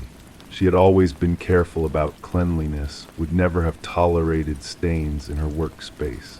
But these marks seemed to have seeped into the very fabric of the room, becoming part of its character. When I touched one with my finger, it flaked away like dried paint, leaving a darker shadow beneath. The shadows in the room had grown longer while I'd been examining the evidence. The afternoon sun was slanting through the window at a sharper angle, creating pockets of darkness that hadn't been there before. In these shadows, the familiar objects took on different shapes, became things I didn't recognize. The sewing machine looked like a crouching animal. The pile of fabric resembled a sleeping form. The roses cast shadows that looked like reaching hands. I turned on the overhead light, but instead of banishing the shadows, it seemed to deepen them. The light switch felt different under my fingers than it had when I'd first entered the room. Instead of the smooth plastic I expected, I felt fabric again, the same scratchy texture that had surprised me earlier. When I looked closely, I could see that someone had covered the switch with a small piece of burgundy material, sewn in place with tiny, precise stitches. The modification was so subtle I might have missed it entirely, but once noticed, it seemed to dominate the room. Why would someone cover a light switch with fabric? What purpose could it serve? The purpose became clearer when I noticed the other modifications. The door handle wrapped in the same burgundy material, the window latch covered with a matching piece. Even the frame of the wedding photograph had been carefully wrapped, transforming its silver surface into something soft and dark. Someone had been systematically covering the hard surfaces in the room, creating a space that was entirely textile, entirely soft. A room where sharp edges and cold metal couldn't exist.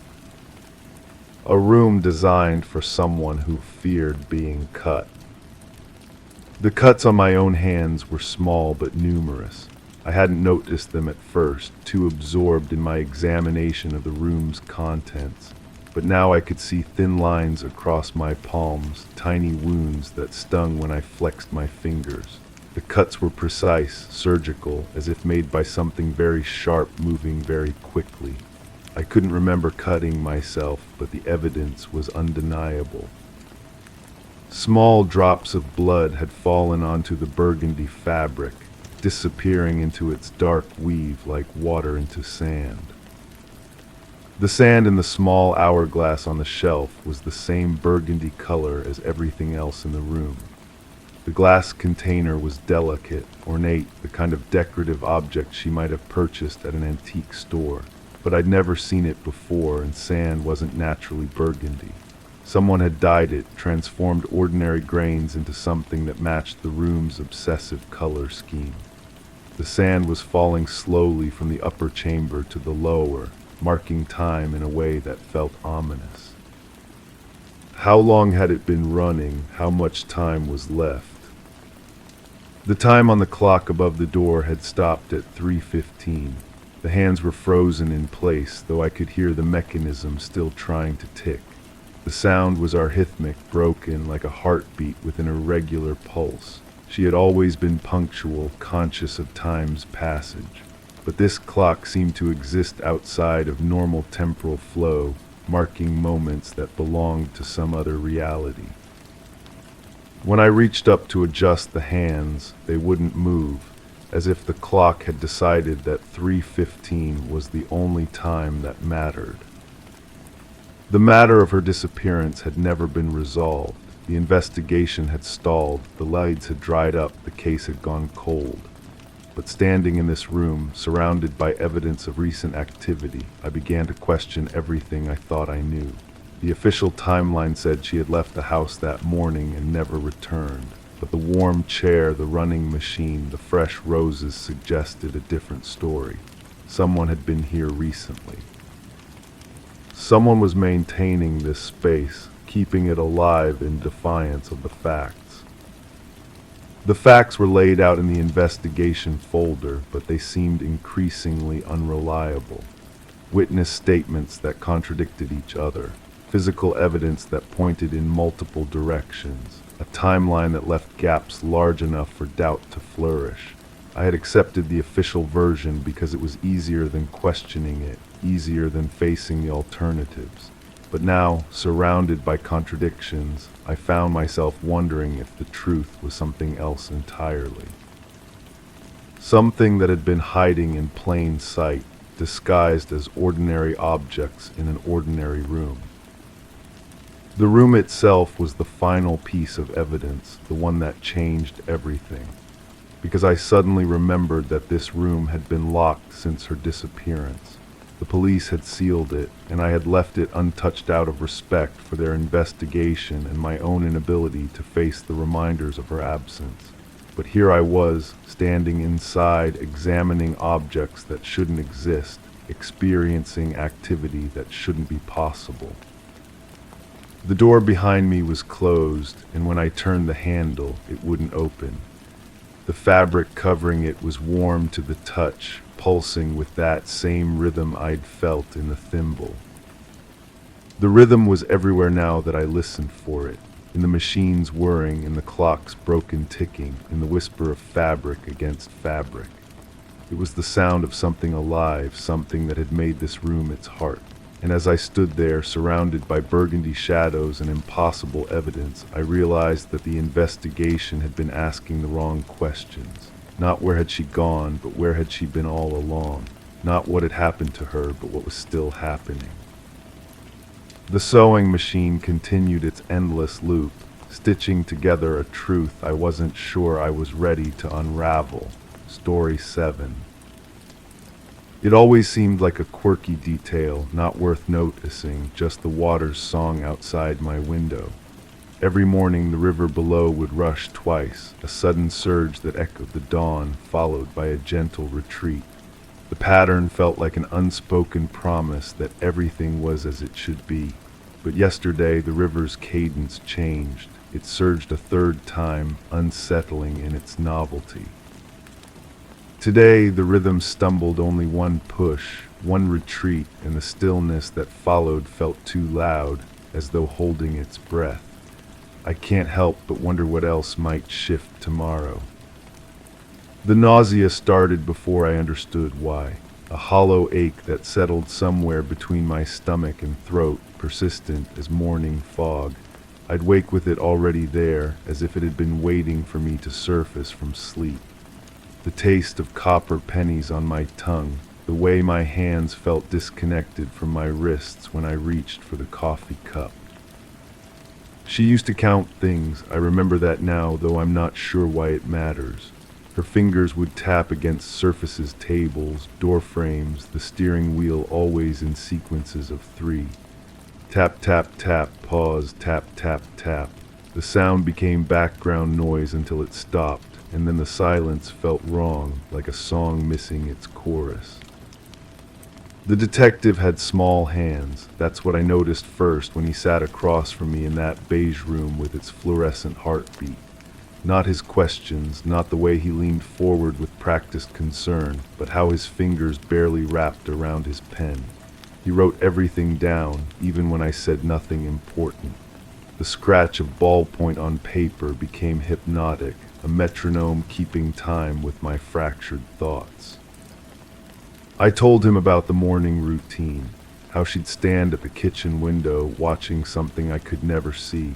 Her shoulders would tense, then relax, then tense again.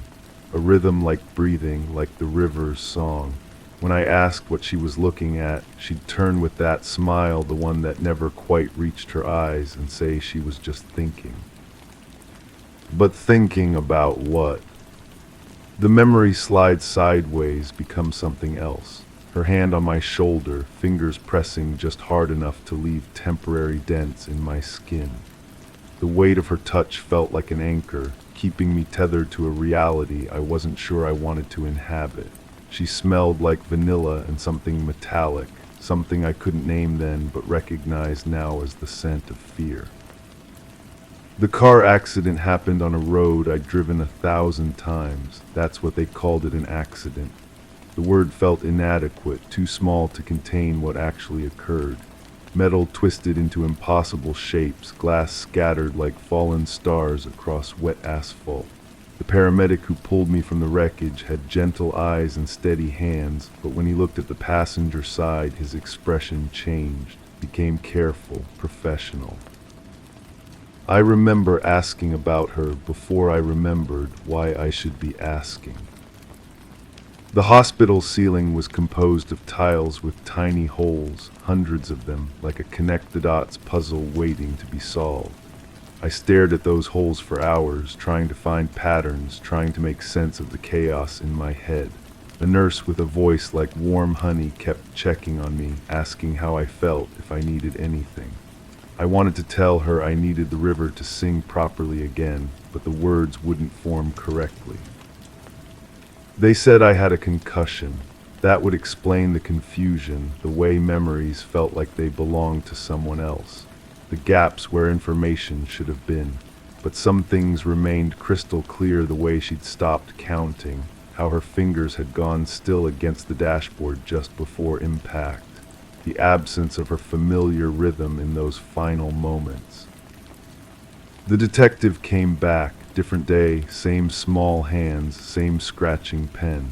This time he brought photographs, black and white images that looked like abstract art until I realized what I was seeing. He spread them across the table like tarot cards, each one revealing another piece of a puzzle I wasn't sure I wanted to complete. Her seatbelt had been unbuckled. The information landed in my consciousness like a stone dropped into still water, sending ripples through everything I thought I understood. I tried to remember the moment before impact, tried to recall the sound of the belt clicking open, but there was only silence where that memory should have been. The detective's pen stopped moving. He looked at me with those careful eyes, waiting for something I couldn't give him. an explanation that made sense, a timeline that added up, but my thoughts felt like scattered puzzle pieces, some from the right box, others from games I'd never played. I found myself back at the river window, though I couldn't remember walking there. The water moved wrong, its rhythm broken like a clock with missing gears. One surge, one retreat, then nothing. The silence stretched between each cycle, pregnant with possibilities I didn't want to examine. She used to stand here watching. Now I understood what she'd been seeing. The pattern had been a countdown. My reflection in the glass looked like someone I'd met once but couldn't quite place. Familiar features arranged in an unfamiliar expression. Behind my ghostly image, the room felt too empty, too quiet without her constant counting. The absence of sound had weight pressed against my eardrums like deep water. The detective's questions echoed in the hollow space between my thoughts. Had we argued that morning? Had she seemed upset? Had I noticed anything unusual about her behavior? Each inquiry felt like fingers probing a wound I didn't know I had, searching for something that might not exist. But there had been something, a phone call she'd taken in the other room, her voice dropping to a whisper I couldn't quite catch.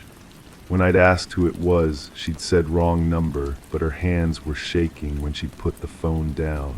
Her counting became faster after that, more urgent, like she was running out of time. The crash played in my mind like a film reel with missing frames, the tree appearing in our path, my hands jerking the wheel, her silence where there should have been screaming, the moment between motion and impact when everything hung suspended, waiting for gravity to remember its job. Her seatbelt clicking open. Not during the crash, but before it. While I was fighting with the steering wheel, she was freeing herself from the one thing that might have saved her. The realization crept through my thoughts like smoke, impossible to grasp, but impossible to ignore. The detective had asked if she'd ever talked about wanting to hurt herself. The question felt obscene, too sharp for the soft-focused grief I'd been living in. But now, standing at her window, watching the broken river, I could feel the answer taking shape in the space between my ribs. She'd stopped counting because she'd reached the number she was looking for. The phone calls had been research, the shaking hands, the careful watching, the way she'd touched my shoulder like she was saying goodbye. All of it leading to that moment when she chose to unbuckle her safety, chose to let physics have its way with her fragile bones. But why hadn't she just gone alone? Why take me with her into that spinning metal chaos, unless she hadn't meant to take me at all? Unless the tree had been meant for her side of the car, and my reflexes had simply rearranged the choreography of her exit. The nausea returned, stronger now, carrying with it the taste of understanding I didn't want to swallow. My hands found the window frame, fingers automatically beginning to tap. 1, 2, 3, pause, 1, 2, 3. Her rhythm, inherited like a genetic trait I'd never known I carried. The detective would come back. He'd bring more photographs, more questions, more careful silences waiting to be filled with confessions I wasn't sure I possessed, but I wouldn't be here to receive them. The river was calling, its broken song promising completion, promising an end to the counting that had started in my fingers and spread through my chest like infection. Outside, the water surged once, retreated once, then held its breath, waiting for the third beat that would make the pattern whole again. I understood now why she'd watched from this window every morning, understood what she'd been learning from the water's mathematics. Some rhythms could only be completed by joining them. The reflection in the glass smiled back at me with her expression, and for the first time since the crash, the nausea began to fade. Tomorrow, the detective would find my apartment empty, would add my disappearance to his growing file of questions without answers. But the river would sing properly again, and that seemed like the most important thing. My fingers tapped against the window frame, keeping time with a heartbeat that was learning how to stop. Story 8. The dull hum of the refrigerator ceased as I padded across the kitchen tiles. The floor was still slick underfoot from where I'd mopped an hour before, the clean scent of citrus momentarily filling my lungs.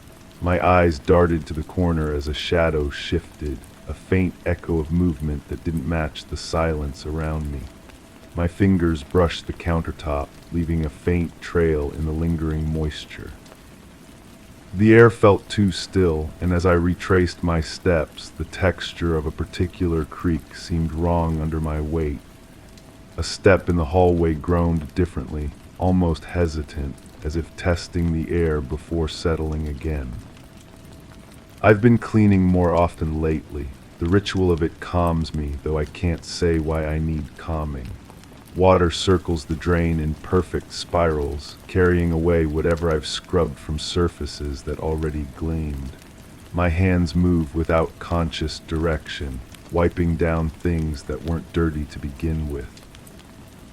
The neighbor mentioned seeing someone in my yard. She said it casually, the way people discuss weather, but her eyes lingered on my face longer than necessary. I told her I hadn't noticed anyone. This was true, though I've found myself checking the windows more frequently, drawn to the glass by sounds that might be footsteps or might be branches. There's a pattern in the way dust settles on the windowsill. I've photographed it twice now, comparing the arrangements of particles like they might spell something if I look hard enough. The camera captures details my eyes miss, shadows within shadows that seem to shift between frames. My sister called yesterday, or perhaps it was last week. Time feels elastic these days, stretching and compressing without warning. She asked if I was eating enough, sleeping enough, taking care of myself. I answered yes to everything because the alternatives required explanations I don't have. The basement door sticks when the humidity rises. I discovered this by accident, pushing against it with my full weight before it gave way with a sudden, violent release. The sound echoed up through the house like a gunshot, and I stood frozen on the stairs for several minutes, listening to the silence reassemble itself around me. I found hair in the drain that wasn't mine, darker, coarser, twisted into patterns that suggested struggle or haste. I pulled it free with tweezers, examining each strand under the bathroom light before wrapping it carefully in tissue paper. It sits now in my desk drawer, evidence of something I can't name. The mailman has changed his route. Where he once approached from the left, whistling tunelessly, he now circles from the right, his footsteps quick and purposeful. When I wave from the window, he nods without meeting my eyes. His uniform looks different too, though I can't pinpoint exactly how. Sleep comes in fragments now. I wake to the sound of my own breathing, amplified in the darkness until it seems to fill every corner of the room. Sometimes there's another rhythm underneath it, slightly out of sync, as if someone else is breathing nearby. I hold my breath to test this theory, but the other sound always stops at exactly the same moment. The coffee tastes different since I changed brands, bitter where it should be smooth, with an aftertaste that lingers for hours. I've switched back and forth, comparing, but the wrongness persists. It's possible my taste buds have changed, though I can think of no reason why they would. I've started a journal recording details that seem important at the time, but lose their significance when I reread them later. The handwriting varies from entry to entry, sometimes neat and controlled, other times urgent and barely legible.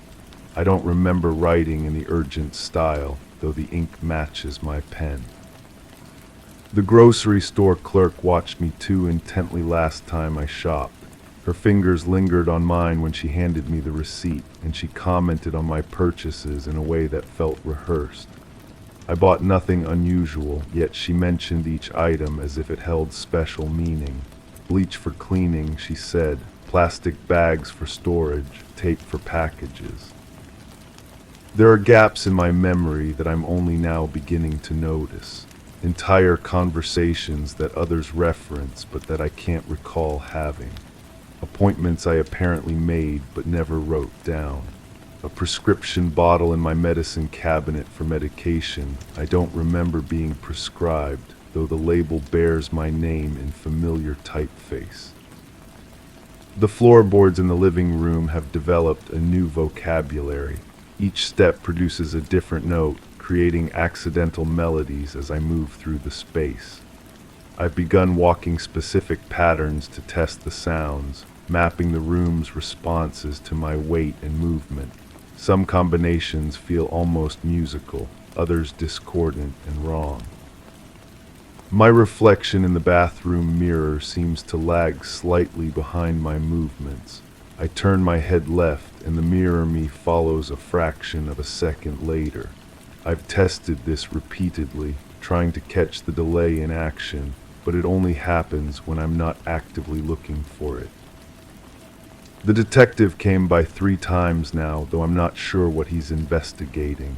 He asks questions about my routine, my neighbors, my recent activities. His notebook remains mostly closed during these conversations, as if he already knows the answers and is simply confirming details. I offer coffee each time, but he always declines. I've been finding things in places where I didn't put them. Small items mostly. A pen in the refrigerator, keys in the bathroom cabinet, a photograph tucked between couch cushions, showing people I don't recognize standing in front of a house that looks familiar from an angle I can't place. The sound of running water has begun to wake me at night, not from my own pipes but from somewhere nearby, a steady flow that suggests purpose rather than accident. I've checked every faucet, every connection, but my plumbing remains silent. The sound always stops when I get up to investigate. My hands shake now when I hold small objects, cups, utensils, anything that requires precision. The tremor is subtle but consistent, as if my nervous system has recalibrated itself to a new baseline of tension. I've started using both hands for tasks that once required only one. The yard looks different from the kitchen window than it does from the living room. The same trees, the same fence, but arranged in a way that suggests different distances, altered perspectives. I've walked the perimeter of the property, trying to reconcile these views, but the discrepancy persists. There's a smell in the house that comes and goes without apparent cause. Not unpleasant exactly, but unfamiliar. Earthy and sweet, like flowers left too long in water. I've checked every room, every closet, but can never locate the source. Air fresheners mask it temporarily, but it always returns. I found myself standing in the garage yesterday without remembering how I got there. The concrete was cold against my bare feet, and I was holding a shovel, its blades still damp with soil. My fingernails were dirty, though I couldn't recall doing any gardening. The back door was open, letting in the pre-dawn air. The phone rings at irregular intervals, always when I'm in another room. By the time I reach it, the caller has hung up, leaving only the dial tone's steady pulse. The caller ID shows my own number, which seems impossible, but happens consistently enough that I've stopped answering altogether. My neighbor's dog barks differently now. Where once it was a simple alert to passing strangers, it's become something more complex. A pattern of short and long barks that feels almost like code. The dog stares at my house while making these sounds, its head tilted as if listening for a response. I've started leaving notes for myself, reminders of things I might otherwise forget. but when I find them later, the handwriting looks strange and the content refers to activities I don't remember planning. Meeting someone at a location I've never visited, bringing items I don't own, completing tasks that make no sense. The mirror in the hallway reflects a door that doesn't exist. I've checked the wall behind me repeatedly, finding only smooth plaster, but the reflection persists. Sometimes the door appears to be open, revealing darkness beyond. Other times it's closed, with what looks like light seeping from underneath. There's dirt under my fingernails again this morning, and my shoes are by the back door instead of in the closet where I always leave them. The soles are damp with dew, suggesting I was outside before sunrise. My pajamas are clean though, showing no signs of outdoor activity. The basement smells different now, fresher somehow, as if the air has been disturbed and is slowly settling back into stillness. I rarely go down there, but the scent drifts up through the floorboards, mixing with the house's familiar odors in ways that feel significant. I'm writing this now because I need to record what I remember before it changes again. The detective will return tomorrow, I think, though I can't recall making an appointment. My hands are steadier when I write, as if the act of forming words calms whatever has been shaking inside me. The refrigerator has started humming again, but at a different frequency than before, lower and more insistent, like a question that demands an answer I don't know how to give. Story 9. It started with a sound, a hollow note of wood against wood, occurring precisely as I descended the stairs each morning. The fourth step would creak twice, an expected song in my daily routine, almost comforting. But yesterday it hummed differently, a softer tone, as if asking a question.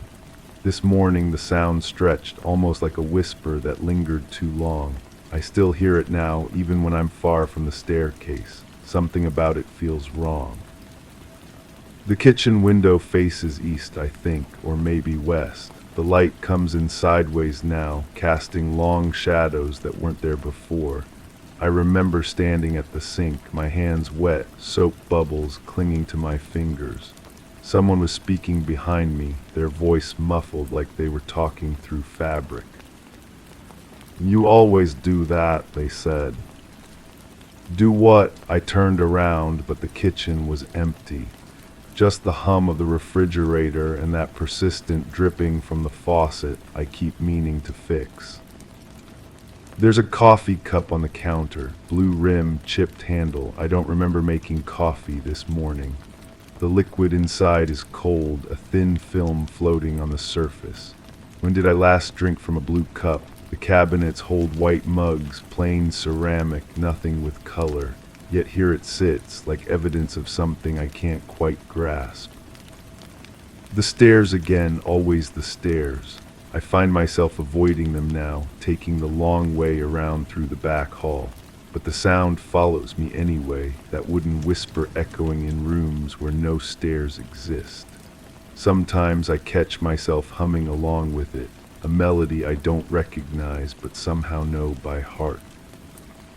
My reflection in the bathroom mirror looks different, not older, not younger, just shifted somehow, like a photograph that's been moved slightly to the left. I lean closer, studying my own eyes, searching for something I'm afraid to find.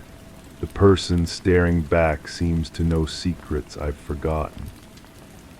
"Are you listening?" The voice again, clearer this time. It comes from everywhere and nowhere, like sound traveling through water. I check the other rooms, but they're empty. They're always empty now. When did the house become so quiet? There's a notebook on the desk, pages filled with my handwriting. I don't remember writing any of it. The words talk about patterns, about sounds that repeat, about someone who used to walk these floors. My pen has traced the same phrase over and over. They knew something was wrong. Who knew what was wrong? The fourth step creaks again, even though I'm sitting perfectly still. Someone is walking down the stairs, their footsteps careful and deliberate. I hold my breath, listening to the familiar rhythm. Step, pause, creak, creak, continue. Just like I do every morning, just like I've always done. But I'm not on the stairs. The blue cup appears in different places now. Kitchen counter, bedside table, windowsill. Each time it's been used, the coffee consumed by invisible lips. I wash it, put it away, but it returns like a faithful pet. The chip on the handle seems bigger, more pronounced, as if someone's been worrying it with their thumb. Memory fragments surface without warning, a conversation about leaving, about starting fresh somewhere else. Suitcases by the door, packed and waiting, the smell of rain against windows, someone crying in the next room, their sobs muffled by closed doors and careful distance. I can't do this anymore, they said, or maybe I said it. The voices blend together now, mine and theirs, until I can't tell who spoke which words. The newspaper on the kitchen table is folded to the same page every morning. I don't remember subscribing to a paper, don't remember anyone delivering it. The headlines blur when I try to read them, words swimming like they're underwater. But there's a photograph that stays clear, a house that looks familiar from an angle I can't quite place. Footsteps in the hallway wake me at night, slow, measured steps that pause at my bedroom door. The handle never turns, but I feel eyes watching through the wood. In the morning, I check for signs someone was there. The floorboards show no disturbance, but the air smells different, like soap and something else, something I should recognize. The stairs call to me during the day. I find myself standing at the bottom, looking up at the fourth step like it holds answers I'm not ready to hear. The wood grain forms patterns that shift when I'm not looking directly at them. Faces, maybe, or maps to places I've never been but somehow remember. You have to tell someone, the voice whispers, but tell them what? That my house makes sounds it shouldn't, that coffee cups appear and disappear like magic tricks, that I hear conversations I might have imagined. The blue cup sits on the counter again, still warm this time. Steam rises from the surface, carrying sense of morning and familiarity. I lift it to my lips, tasting coffee exactly as I like it. Sweet, but not too sweet, strong enough to cut through fog. Someone made this for me, someone who knows how I take my coffee. The realization sits heavy in my stomach. I live alone. I've always lived alone, haven't I? Photographs line the hallway, but some of the frames are empty now. Glass intact, backing secure, but no images inside. Just blank spaces where faces used to be. I remember hanging pictures there, remember choosing each one carefully, but I can't recall what they showed or why they mattered enough to display. The fourth step sings its wooden song, and this time I follow the sound. My feet know the rhythm, avoid the loose board on the seventh step, skip the one that squeaks too loudly near the top. Muscle memory guides me through a dance I've performed countless times. At the landing, I pause. There's a door I don't remember seeing before, or maybe I've been avoiding it so long it feels new. The handle is warm under my palm, as if someone just touched it. The hinges move silently, well-oiled and cared for. Inside, the room is exactly as it should be, exactly as it was. Clothes in the closet, books on the nightstand, reading glasses folded neatly on the dresser. The blue coffee cup sits on the windowsill, catching morning light like a prism. This is where they slept, where they read before bed, where they folded laundry on quiet afternoons, where they packed that suitcase, item by careful item, while I pretended not to notice from the doorway. I'll be back, they said, or maybe they didn't. Maybe that's what I hoped they'd say instead of what they actually said. The room smells like them still. Soap and coffee and that particular scent that clings to skin after sleep. I sit on the bed, feeling the mattress dip under my weight. The springs remember two people, but now they only support one. Downstairs, the fourth step creaks its familiar greeting. Someone is coming up to join me, their footsteps matching the rhythm I know by heart.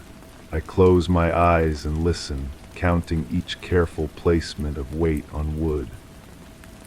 But when I open them, the room is empty. It's always empty now. The blue cup sits on the nightstand, coffee still steaming. I reach for it with trembling fingers, lifting it to lips that remember its shape. The taste is exactly right, exactly as it should be. Sweet but not too sweet, strong enough to cut through fog. Strong enough to dissolve the pills that made everything quiet. The fourth step creaks again, that hollow note of wood against wood. But now I understand what it's been trying to tell me. The sound isn't asking a question. It's giving an answer I've been too afraid to hear. Someone walks these stairs every morning, their ghost feet finding familiar grooves in familiar wood. They make coffee in a blue cup, drink it while watching sunrise through kitchen windows, then climb back up to wait for me to remember. I set the cup down carefully, my hand steadier now. The notebook on the dresser falls open to a page I didn't write, words in handwriting that isn't quite mine. Some sounds never stop echoing. The fourth step sings its wooden song, and I finally understand why it feels wrong. It's not the sound that changed, it's me. I'm the one who's different now, the one who hears whispers where there used to be conversations, who sees empty frames where photographs used to smile. The house remembers what I've forgotten. The stairs keep count of footsteps that will never climb them again. And somewhere in the space between memory and forgetting, a blue coffee cup sits waiting for hands that will never hold it. But I still hear the footsteps, every morning, every night. The fourth step still creaks twice, still asks its patient question. And sometimes, when the light hits just right and the shadows fall exactly where they should, I almost remember the answer. Almost story 10. My hand met air where the knob should have been, an echo of movement without substance. The numbers on the display blinked out of order, teasing a memory of time lost. The rug, once unfaltering underfoot, creased in peculiar waves, hinting at pathways untaken, decisions unmade. Each breath felt borrowed, the rhythm mismatched to my own. And as the sun cast its long fingers through drawn blinds, the reflection in the glass shifted and smiled before I could. The coffee mug sits cold beside me now, its ceramic surface bearing the ghost of warmth from hours ago. I remember filling it this morning, or perhaps yesterday morning. The distinction blurs like watercolors in rain. The handle curves away from my thumb in an unfamiliar arc, though I've held this same vessel countless times. Steam once rose from its depths in spirals that reminded me of her hair when she'd lean over the morning paper, reading aloud the headlines that seemed so important then. The coffee itself has formed a thin film across its surface, reflecting the overhead light in fractured patterns that shift when I'm not looking directly at them. The kitchen window frames a view I thought I knew by heart. The neighbor's fence stands 3 boards higher than I remember, casting shadows that fall in wrong directions across the garden below. Those tomato plants we tended together have grown wild, their vines reaching toward something beyond the glass that I cannot see. The bird feeder hangs empty, swaying on its chain, though no wind stirs the leaves. I filled it just days ago, watching the cardinals and finches dart between the branches in their eternal dance of survival. Now even the squirrels have abandoned their posts, leaving only the hollow sound of metal against metal as the feeder rocks in its solitude. Her reading glasses rest on the side table, lenses catching fragments of afternoon light. The prescription seems stronger than I recall, the magnification warping the wood grain beneath them into strange topographies. She complained about needing new ones, said the world was growing fuzzy around the edges, but these frames look pristine, as if they've never touched a human nose or felt the oil from anxious fingers adjusting them during difficult passages. The case lies open beside them, its velvet interior bearing no impression of long use, no familiar indentation where the glasses would settle each night before sleep claimed her attention. The telephone cord stretches across the floor in loops that form patterns I don't remember creating. It reaches from the kitchen wall to the living room, suggesting conversations held while pacing, the kind of restless movement that accompanies difficult news or uncomfortable silences. The receiver shows wear on the earpiece, a darkness where countless hours of listening have left their mark. I try to recall the last call, the last voice that traveled through those copper wires to reach my ear, but the memory slips away like smoke through an open door. Books line the shelves in arrangements that defy the alphabet, their spines creating a code I once understood but can no longer decipher. The dust patterns suggest recent movement, gaps where volumes once stood now filled with shadows that seem deeper than they should be. Her favorite novel sits at eye level, its pages swollen with moisture from some source I cannot identify. The bookmark protrudes from somewhere near the middle, marking a place she'll never reach again, or perhaps a place she never left. The margins bear her handwriting, notes in a script that grows increasingly illegible as the pages progress, as if her thoughts were dissolving even as she wrote them. The answering machine blinks with messages I haven't played, its red light pulsing in rhythm with something that might be my heartbeat or might be something else entirely. The counter shows numbers that don't align with my memory of how many calls we typically received. Friends checking in, appointments to confirm, voices from a world that continues its rotation despite the stillness that has settled over this house. I reach for the play button repeatedly, but my finger stops short each time, held back by an understanding that some words once heard cannot be unheard. Photographs cover the mantelpiece in silver frames that reflect light in ways that hurt my eyes. The images show moments I recognize but cannot quite place in the timeline of our shared existence. Her smile appears consistent across the years, but something in her eyes changes from frame to frame, a gradual shift so subtle that it only becomes apparent when viewing them in sequence. In the most recent photo, she stands beside me at what might be a celebration, her hand resting on my shoulder with a weight that suggests goodbye rather than greeting. The medicine cabinet in the bathroom holds bottles with labels that swim before my eyes when I try to read them. Prescriptions filled and refilled, dates that span months I cannot account for, dosages that seem to increase with each renewal. Her name appears on some, mine on others, but the handwriting of the pharmacist blurs the distinction between patient and caregiver, between treatment and prevention. The cotton balls in their plastic container have yellowed with age, and the thermometer reads temperatures for a body that no longer requires monitoring. Laundry waits in the basket, clothes mingled in ways that speak of shared loads and separate lives. Her blouses carry scents that have faded to suggestions, phantom fragrances that trigger memories of embraces and morning routines. My shirts show stains I don't remember acquiring, marks that could be coffee or something else entirely, something that required scrubbing but never quite disappeared. The fabric softener bottle sits nearly empty, its contents insufficient for the washing that remains undone. The calendar on the wall displays a month that feels both recent and distant, its squares filled with appointments written in two different hands. Doctor visits appear with increasing frequency as the weeks progress, their times and purposes noted in abbreviations that have lost their meaning.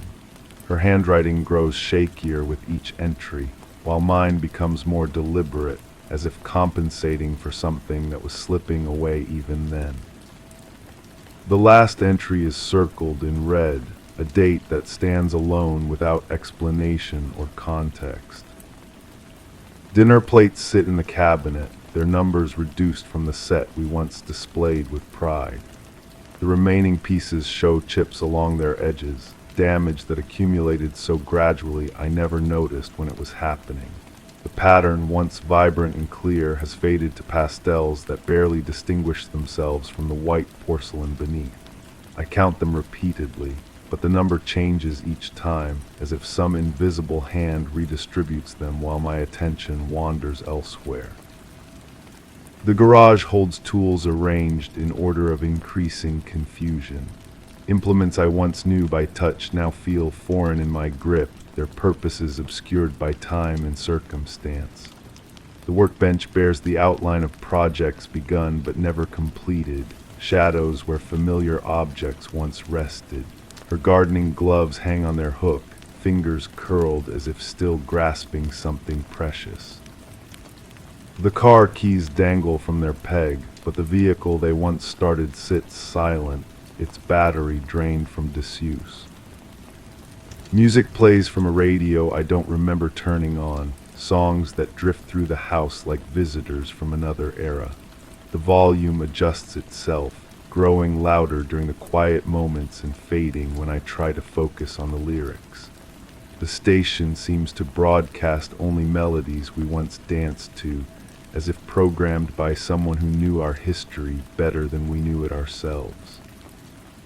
The antenna extends toward a window that faces directions I cannot determine, seeking signals from sources that may no longer exist. The basement stairs creak under weight that might be mine or might be something else descending into darkness I'm reluctant to explore. Each step produces a sound that echoes longer than physics should allow, reverberating through spaces that feel larger than the foundation should contain.